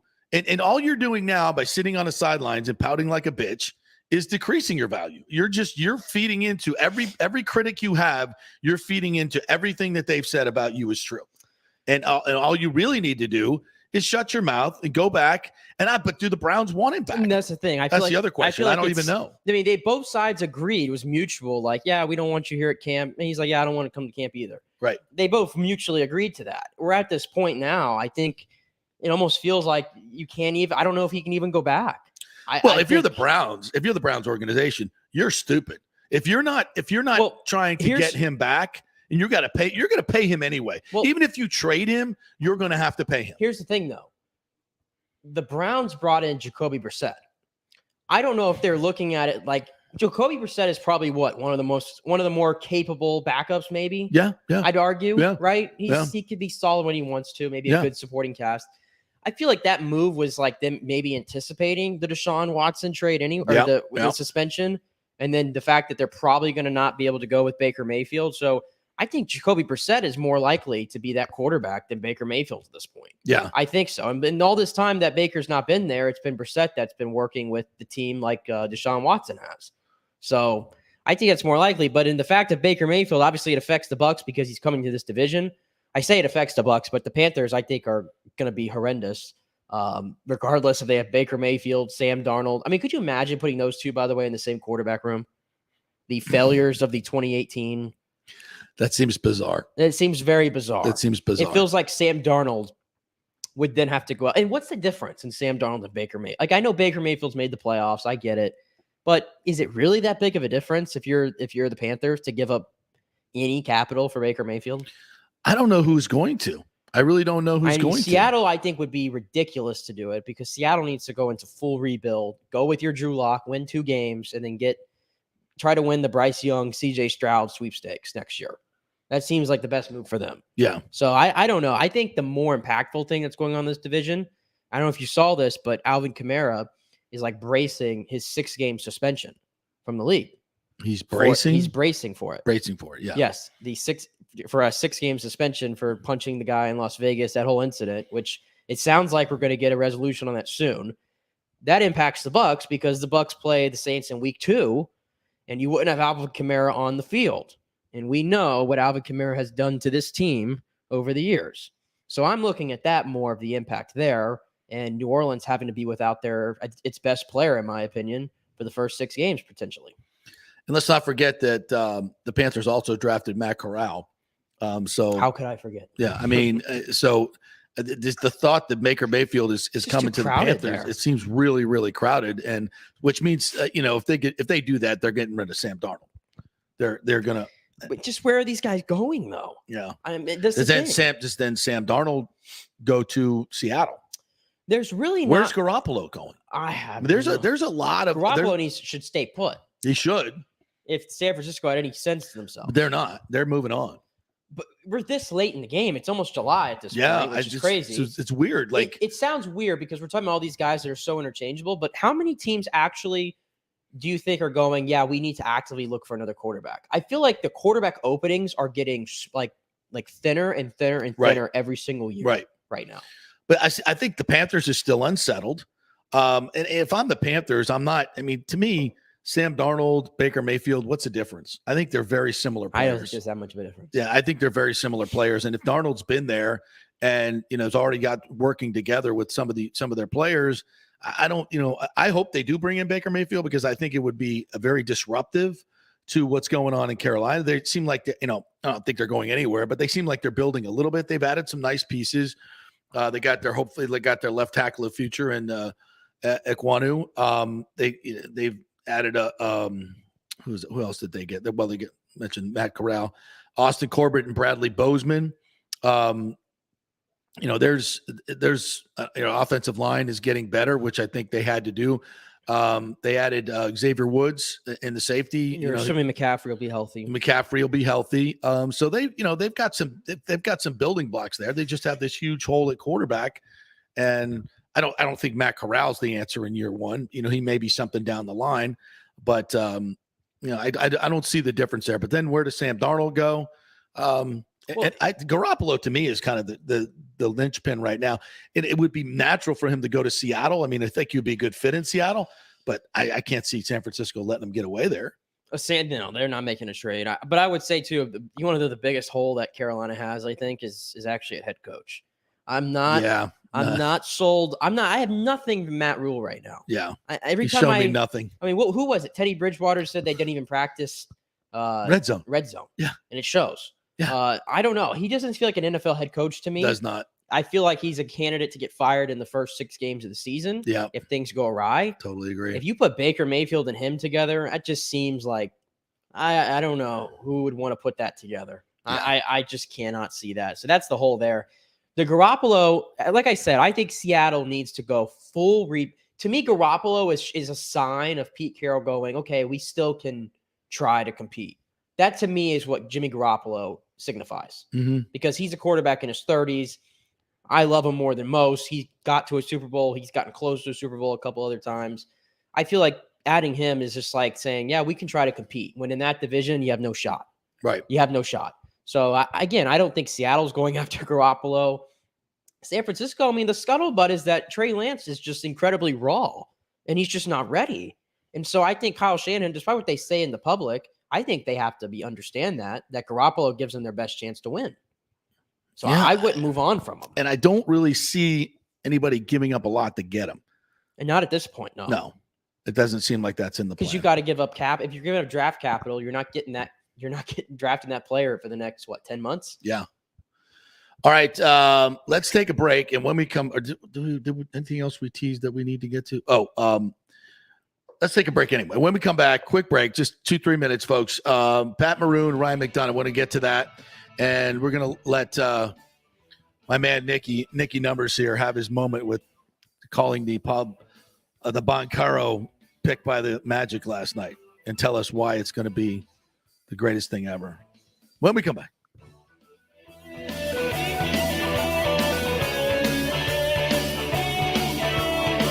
Italiano Insurance has been serving and working in our community for over 60 years, and it's not just about insuring all the pieces of your life. Italiano is as much a part of Tampa Bay as the Cuban sandwich, Gasparilla, and our Bucks, Lightning, and Rays.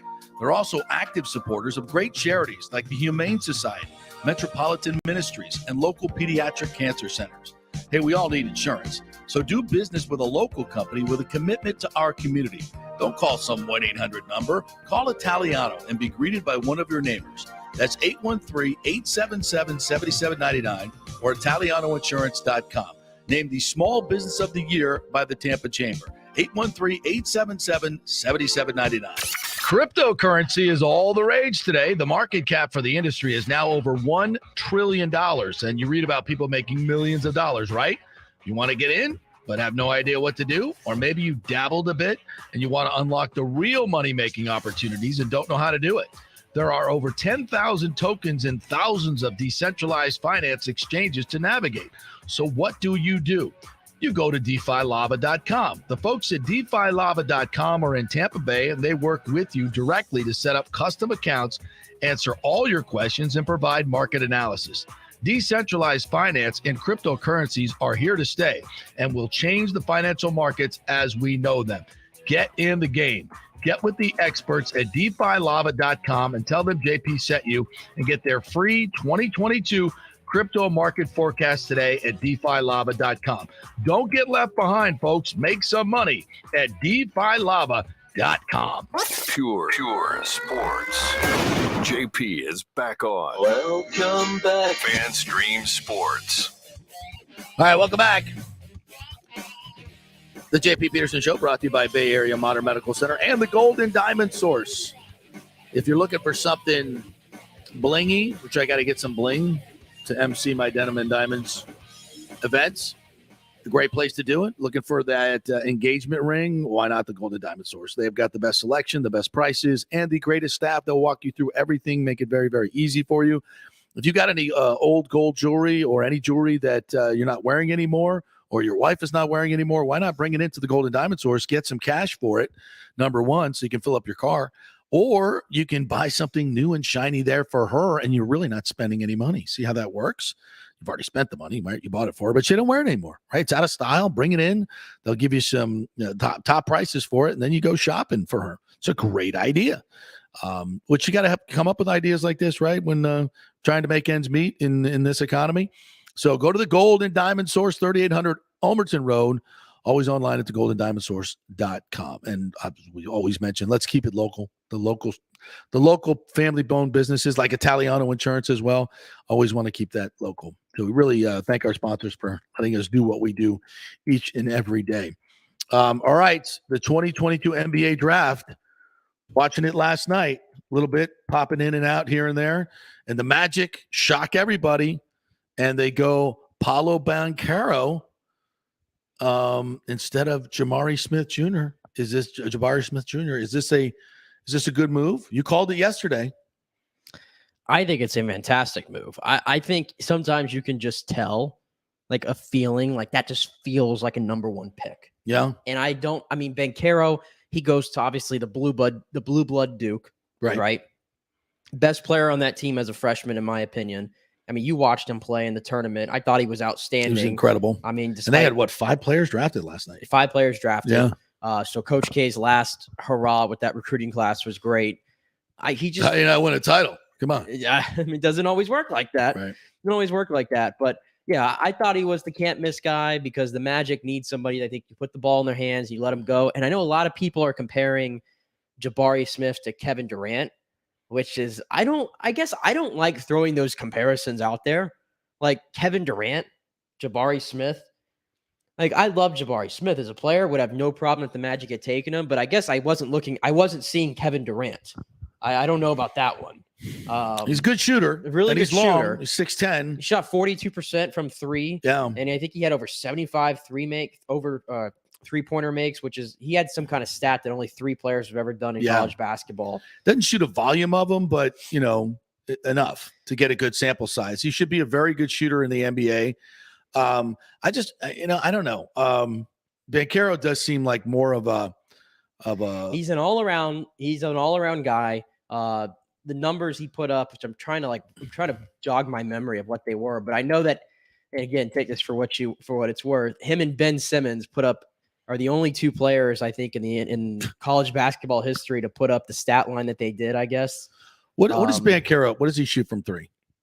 38%? You pull it up real quick. Yeah. I mean, he's as I recall, I love it. The shot looks good. He's a very natural shooter. I love his ability to take it to the rack. He's got good body control. I'd like to, he needs to, as all these guys do, that he needs to gain 30 pounds. Yeah. He's 33 from 3. Yeah. So there's some room for growth, but it's not really his game, I'd argue. Like I said, he's more of an all-around guy. He can really get to the paint and he can shoot the mid-range pretty well. So I think he's kind of what the Magic I can see him developing into a good 3-point shooter, though. He's got a very natural stroke. He's got a very natural stroke. What's his free throw? 72. Yeah. Which can go up as well. Yeah. Yeah. I to me, if you're going to be a number 1 pick, I would rather you shoot 40% from, and I think that's why everybody had Jabari Smith as the number 1. And it is because it is a perimeter game. The defense too. Yeah. Jabari Smith is a much better defender than Paolo Banchero is. Yeah. But I mean, like I said yesterday, though, you couldn't go wrong with either. I put my feelings out there about Chet Holmgren yesterday. It's too much of reach. It's too much uncertainty with him, in my opinion. And I know everybody says that he was like the can't miss guy. He's got to put on all that weight, and then he might have to play a different play style. He's gonna have to be a completely different human being to just have success in the NFL, NBA. He's gonna have to put on not just 10. Not just 20. A dude has to put on 30 or 40 pounds to be any type of interior player. And, I know he's got a perimeter game as well, but it just seems more Sean Bradley than Dirk Nowitzki to me. Oh, for sure. And here's the thing, though, I will say that cautions me about I don't understand the Magic. So they're notorious for being the most, like, they don't give away any information. We just played a whole season of basketball. Who wants it from them? I mean, but here's a good example, though. We talked about Jonathan Isaac yesterday. We just went a whole season. I don't think the Magic gave one update on Jonathan Isaac, and nobody has any update. I have no idea what's going on with Jonathan Isaac. They keep everything so tight to the chest. To the point where yesterday, when we were on our show, Woj tweeted, it's looking like Jabari Smith is going to be the pick. Woj got fooled. Yeah. And Woj had to say yesterday, it wasn't until like 7:30, 7:45, right before 15 minutes before the draft, where all of a sudden it was Banchero. And the Magic, get this, they didn't even meet with him in person or work him out. And they said they didn't want to tip their hand. You have the first pick. You have the first pick. This is the only thing. I mean, I like Banchero as a player. I really do. And I like his leadership skills. He just seems like a pro already, but it's the Magic and they always screw it up. Yes, because they're worried because they worry about this shit. You got the number 1 pick and you're worried about what people know. Who cares? You got the number 1 pick. The number 1 pick. Did they not know that? Why didn't you come out weeks ago and go, hey, we're taking Banchero? Why not? You got the number 1 pick. I mean, what does it matter? So an organizations are more worried about that shit than who they're drafting. This is why you suck as an organization. Seriously. I mean, it's you worry about the stupid things, the dumb things. The Magic fans, including myself, we've been tortured enough. No. We have been tortured long enough. The fact that you picked him, the dude's he's not going to be good until he goes to the Lakers. Yeah, I'm about to say. Here's the thing: we're getting all excited after his rookie deal's up. He's going to be in a Laker anyway. There was already people making like edits already with him in Laker uniforms because it happened with Shaq. It happened with Dwight Howard. It happens with every great player the Magic get. They inevitably just go away, or we ship them off because they just don't want to play. Nobody wants to play in Orlando. Of course, it didn't help that the king of the league, LeBron James, on the shop, what was it, 2 months ago, said that he would never go back to Orlando again. And basically not a good endorsement at all for the rest of the league to want to go to Orlando if LeBron doesn't like being in Orlando. Like ever? So, like never he going never back wants to the go city? back. Like he despised it. But he was saying more in like the sense because of the bubble. Right. Because they were in Orlando that entire time. But they didn't get to do anything. They couldn't go anywhere. Right. Like, he just said like, well, that's where he was in prison. I mean, that's just a dumb thing to say. But yeah, and here's the other thing people were saying. Banchero's comparison last night, based on ESPN, was Ben Simmons. So he could shoot way better than Ben Simmons. Come on, better than Ben Simmons. Ben Simmons can't shoot at all. But it's because I told you, and I keep trying to find the stat line. But it was something like a certain amount of points in a season, rebounds and assists. It was only matched by Ben Simmons ever.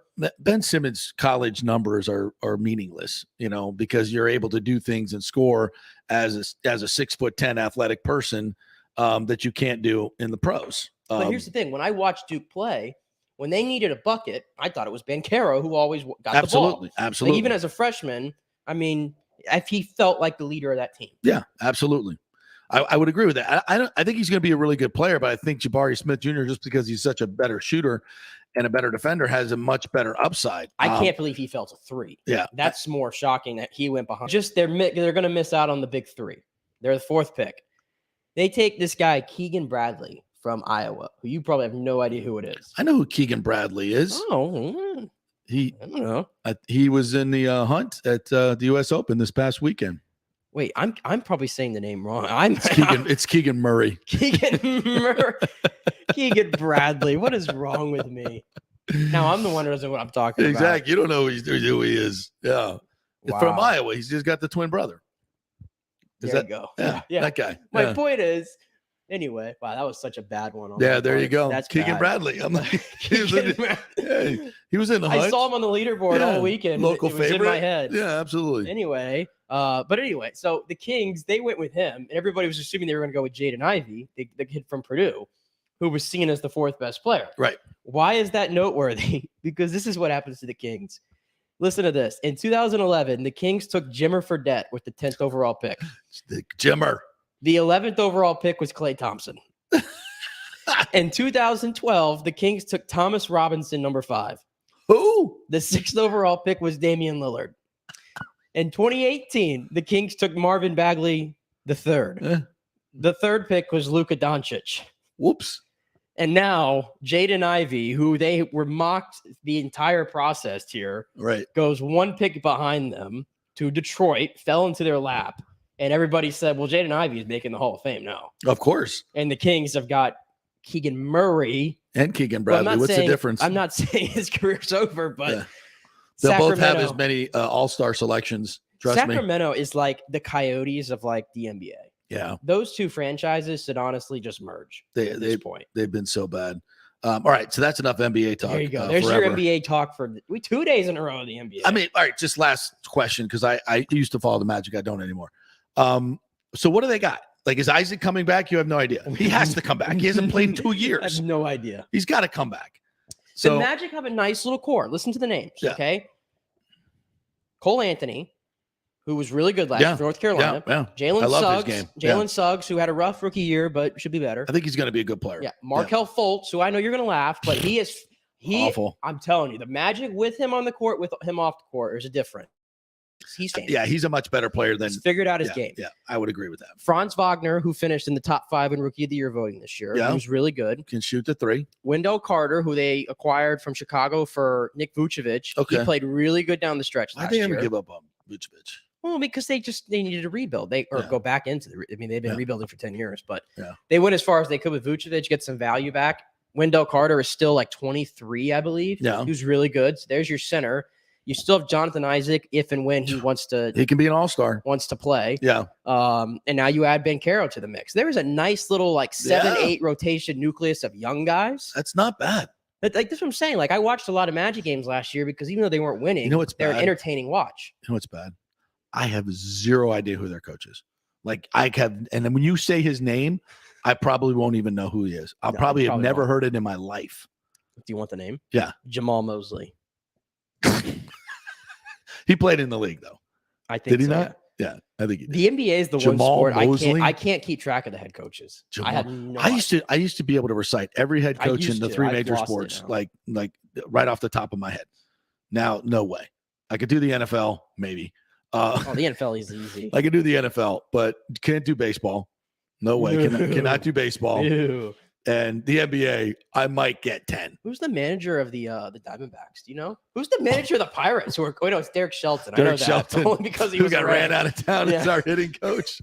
Yeah, great guy though. Great guy. Yeah. Yeah, you can't teach these guys how to hit. Well, of course I can't because they're all AAA players.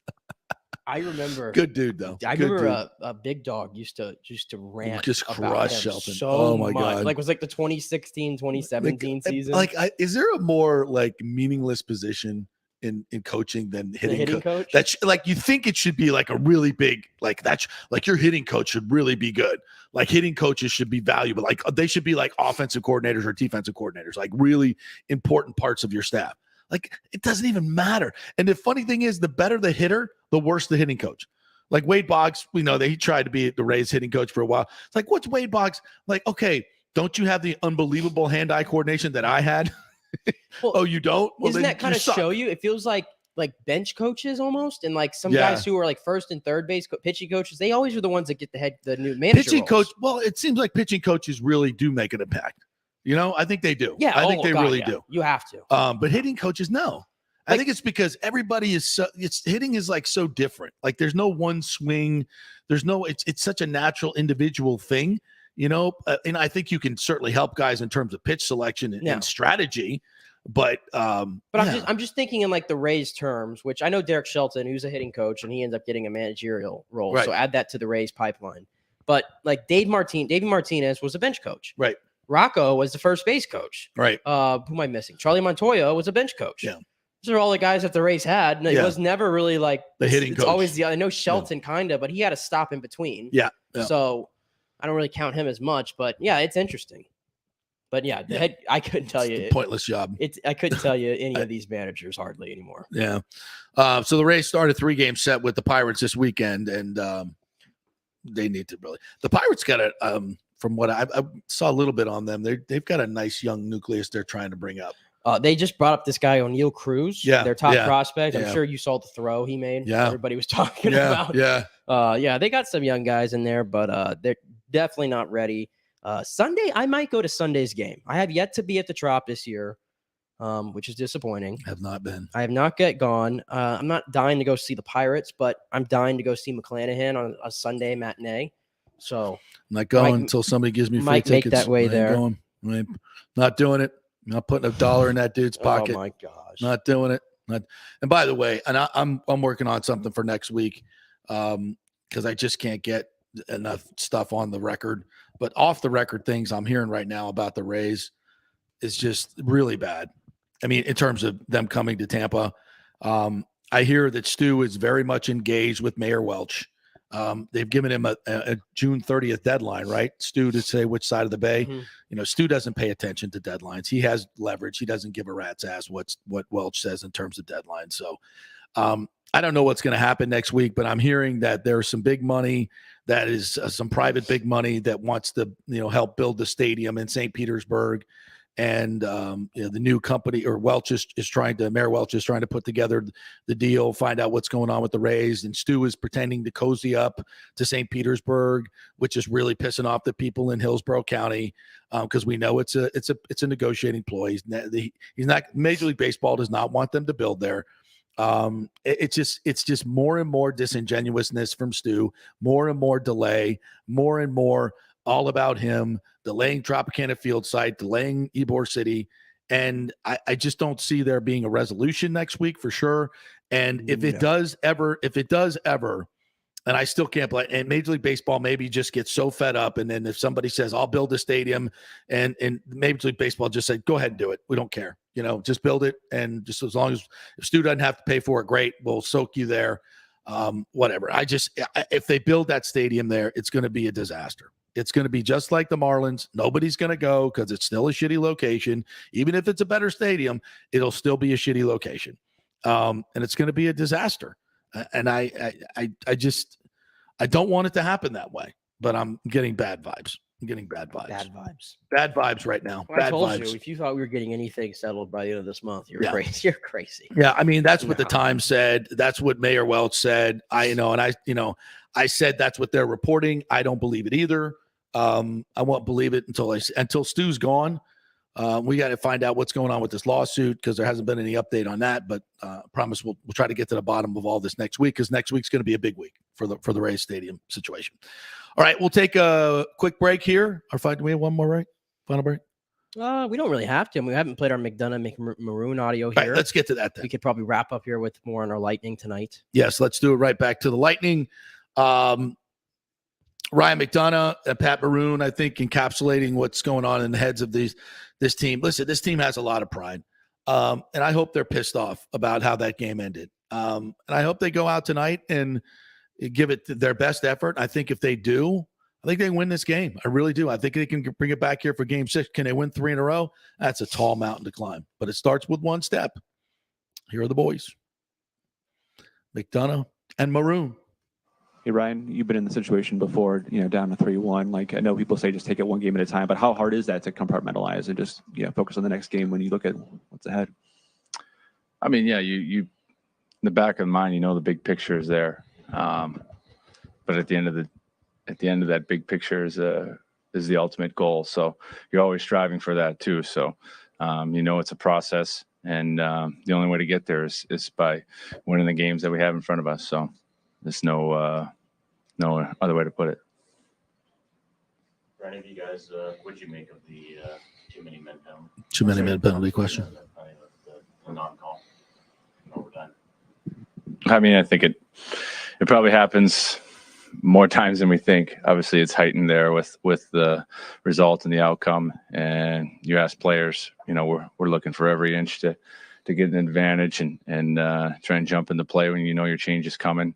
It's impossible to say what's the right decision there. It's so fast, and like I said, it probably happens a million more times a game, more than we think. I appreciate that take right there. I do. It's true, but again, it sucks. He knows damn well it was a tremendous advantage, and if he belly aches about it, he looks stupid. He was out there too for that. Yeah. He was one of the guys that exactly. So he feels like they got to make a play anyway. But I'm sure when he looked at it, he went, "What the f? Come on, man, come on." But he can't say it in public. Not allowed. Were you aware at the time that there was? Of course not. No, not guys. Not until after. Pat, you guys were down in the first round. How can you maybe channel that experience into this situation? Obviously, when you were facing elimination. Yeah, I mean, I think Mac touched on it a little bit. I think just focus on a game. We have to go win a game right now. Sorry for my language, but yeah, we have to go win a game. I mean, we can't focus on. Right now, our focus is Game 5, and we have to go win. I mean, there's nothing really we can do. Pat, you said that Cooper's a guy who knows what to say at the right moment, and that's one of the better guys at reading that in his career. Like, what was general message for you guys? Leaving last night's game, on what's ahead. I mean, we're still in it. I mean, there's nothing really. Obviously, it's a tough loss, but the good thing is we're still playing hockey. I mean, we haven't lost yet, so that's right. It's the first one to get to 4 wins right now, and we got a little challenge in front of us. But if it's one team that can do it, it's this team. So I think we feel pretty confident. But like I said, it's one game at a time here. We can't focus on, ahead of us. We got to focus on tomorrow, and then after tomorrow, we'll go from there.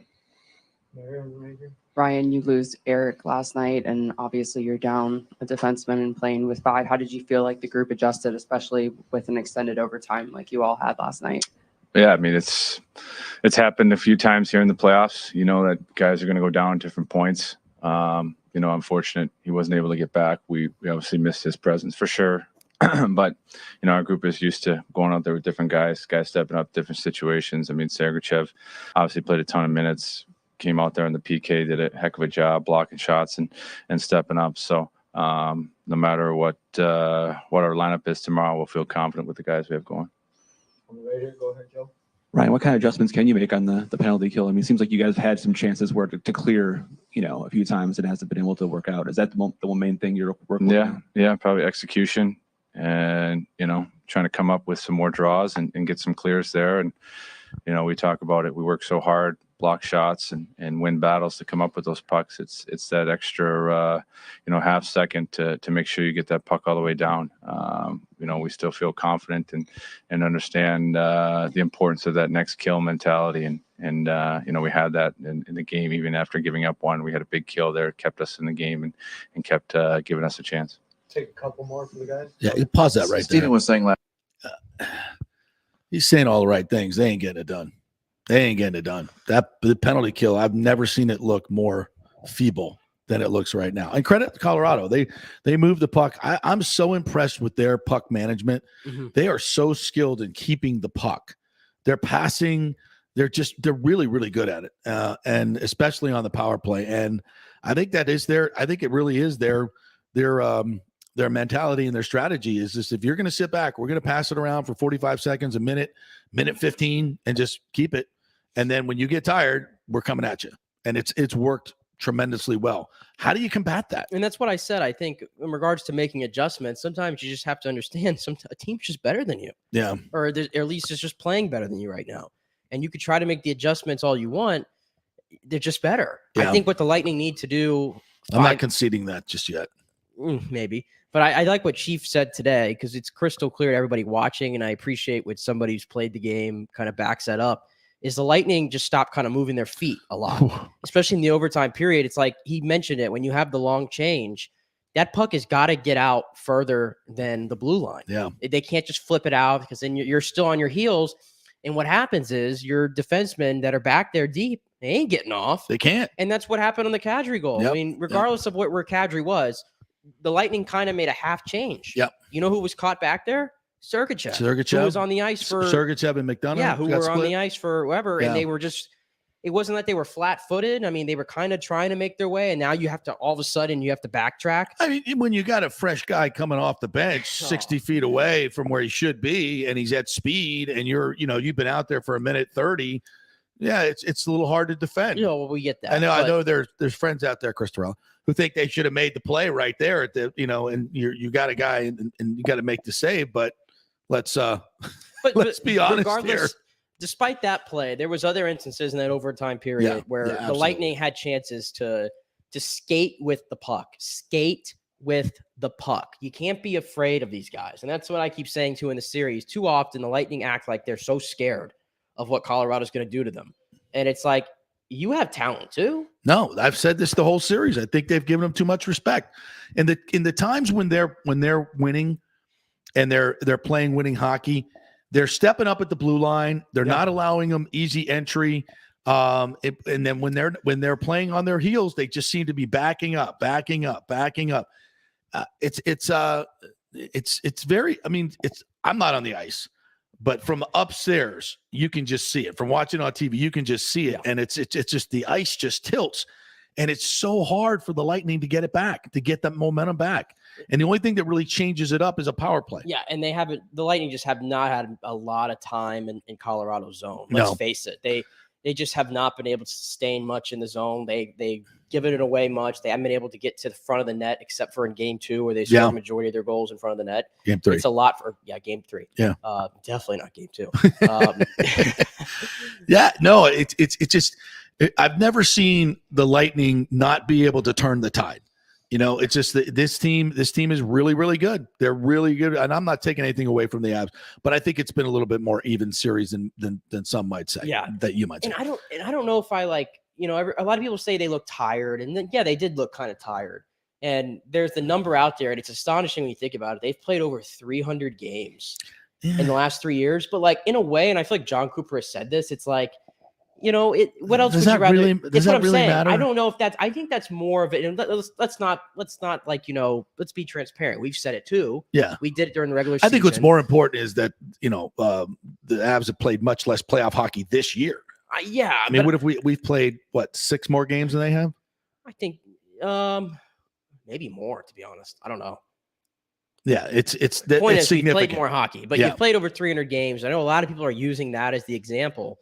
I don't know. I feel like as the more I kind of watch it, I don't think that really has as much to do with it. No. No, I think it's what's happening now with these players in this matchup. I think it's a tough matchup for the Lightning right now, especially without Braden Point. If Braden Point is healthy, and I don't expect him back tonight. If Braden Point is healthy, I think this is a completely different series. I really do. I think it's much more even. Even though the Lightning have dominated the 5-on-5 play, but I think Braden Point helps you tremendously in your special teams. And the special teams, I think it's been overlooked a little bit. I think the special teams have been the difference in this series. I don't think it's I think they had 2 power play goals in game 1, right?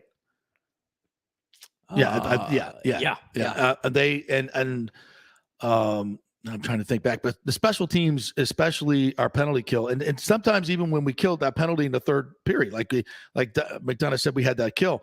Yeah, they got the kill, but they exhausted themselves at the same time. So the next time, when he's out on the ice there in overtime, he's, I think, and once you play a shift at about 2:14 or whatever that shift, it's hard for you to recover the rest of the game. It really is, and I think that's been a huge part of what they've been doing. All right, you want to finish out that interview there? Yeah. A little bit more from Patty Maroon. Yeah, about a minute here. Yep. Last night, sometimes in the situation that Colorado's in where they're at home, there's maybe pressure on them to do something. Can you maybe, going into a building like that, I don't know, play off that or in some way or feed off, maybe being on the other side of that? Yeah, I mean, they might have a little something going on. Obviously, they're one win away of, obviously, doing what we ultimate goal at the end of the day, but there could be a little, pressure of stuff going on there. But I think for us, the focus is on us and just controlling what we can control. And, obviously they'll have some outside noises and we just got to go out there and play.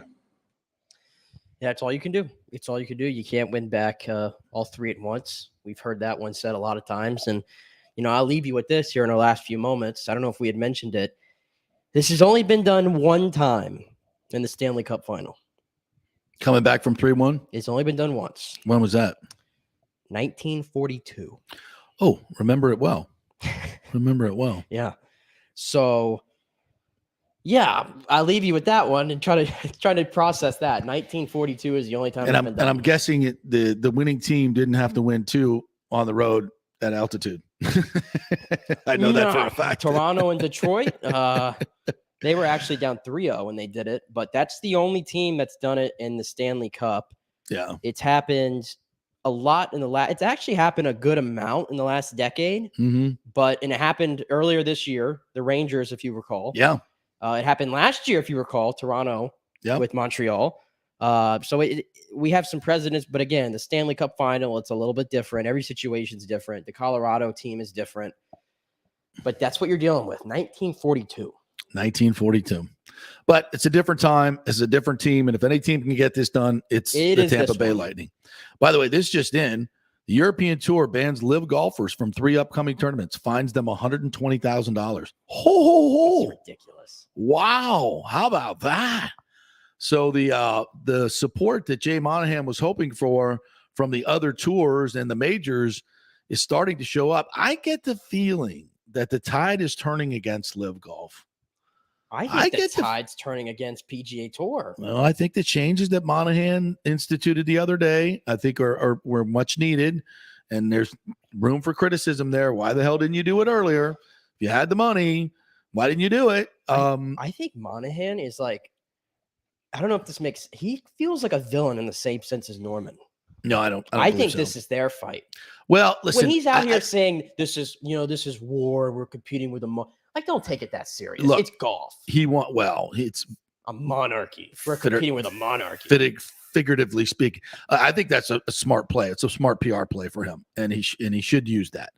But I think in the end, I think this could work out well for everyone. But it doesn't really look at it right now. But this helps with the European Tour making this little support of the PGA Tour. That's ups the ante a little bit for the European players as well. All right, our thanks to Bobby the Chief Taylor. Great interview with him. If you want to join us, he ripped apart the officials for their missed call. And he's absolutely right.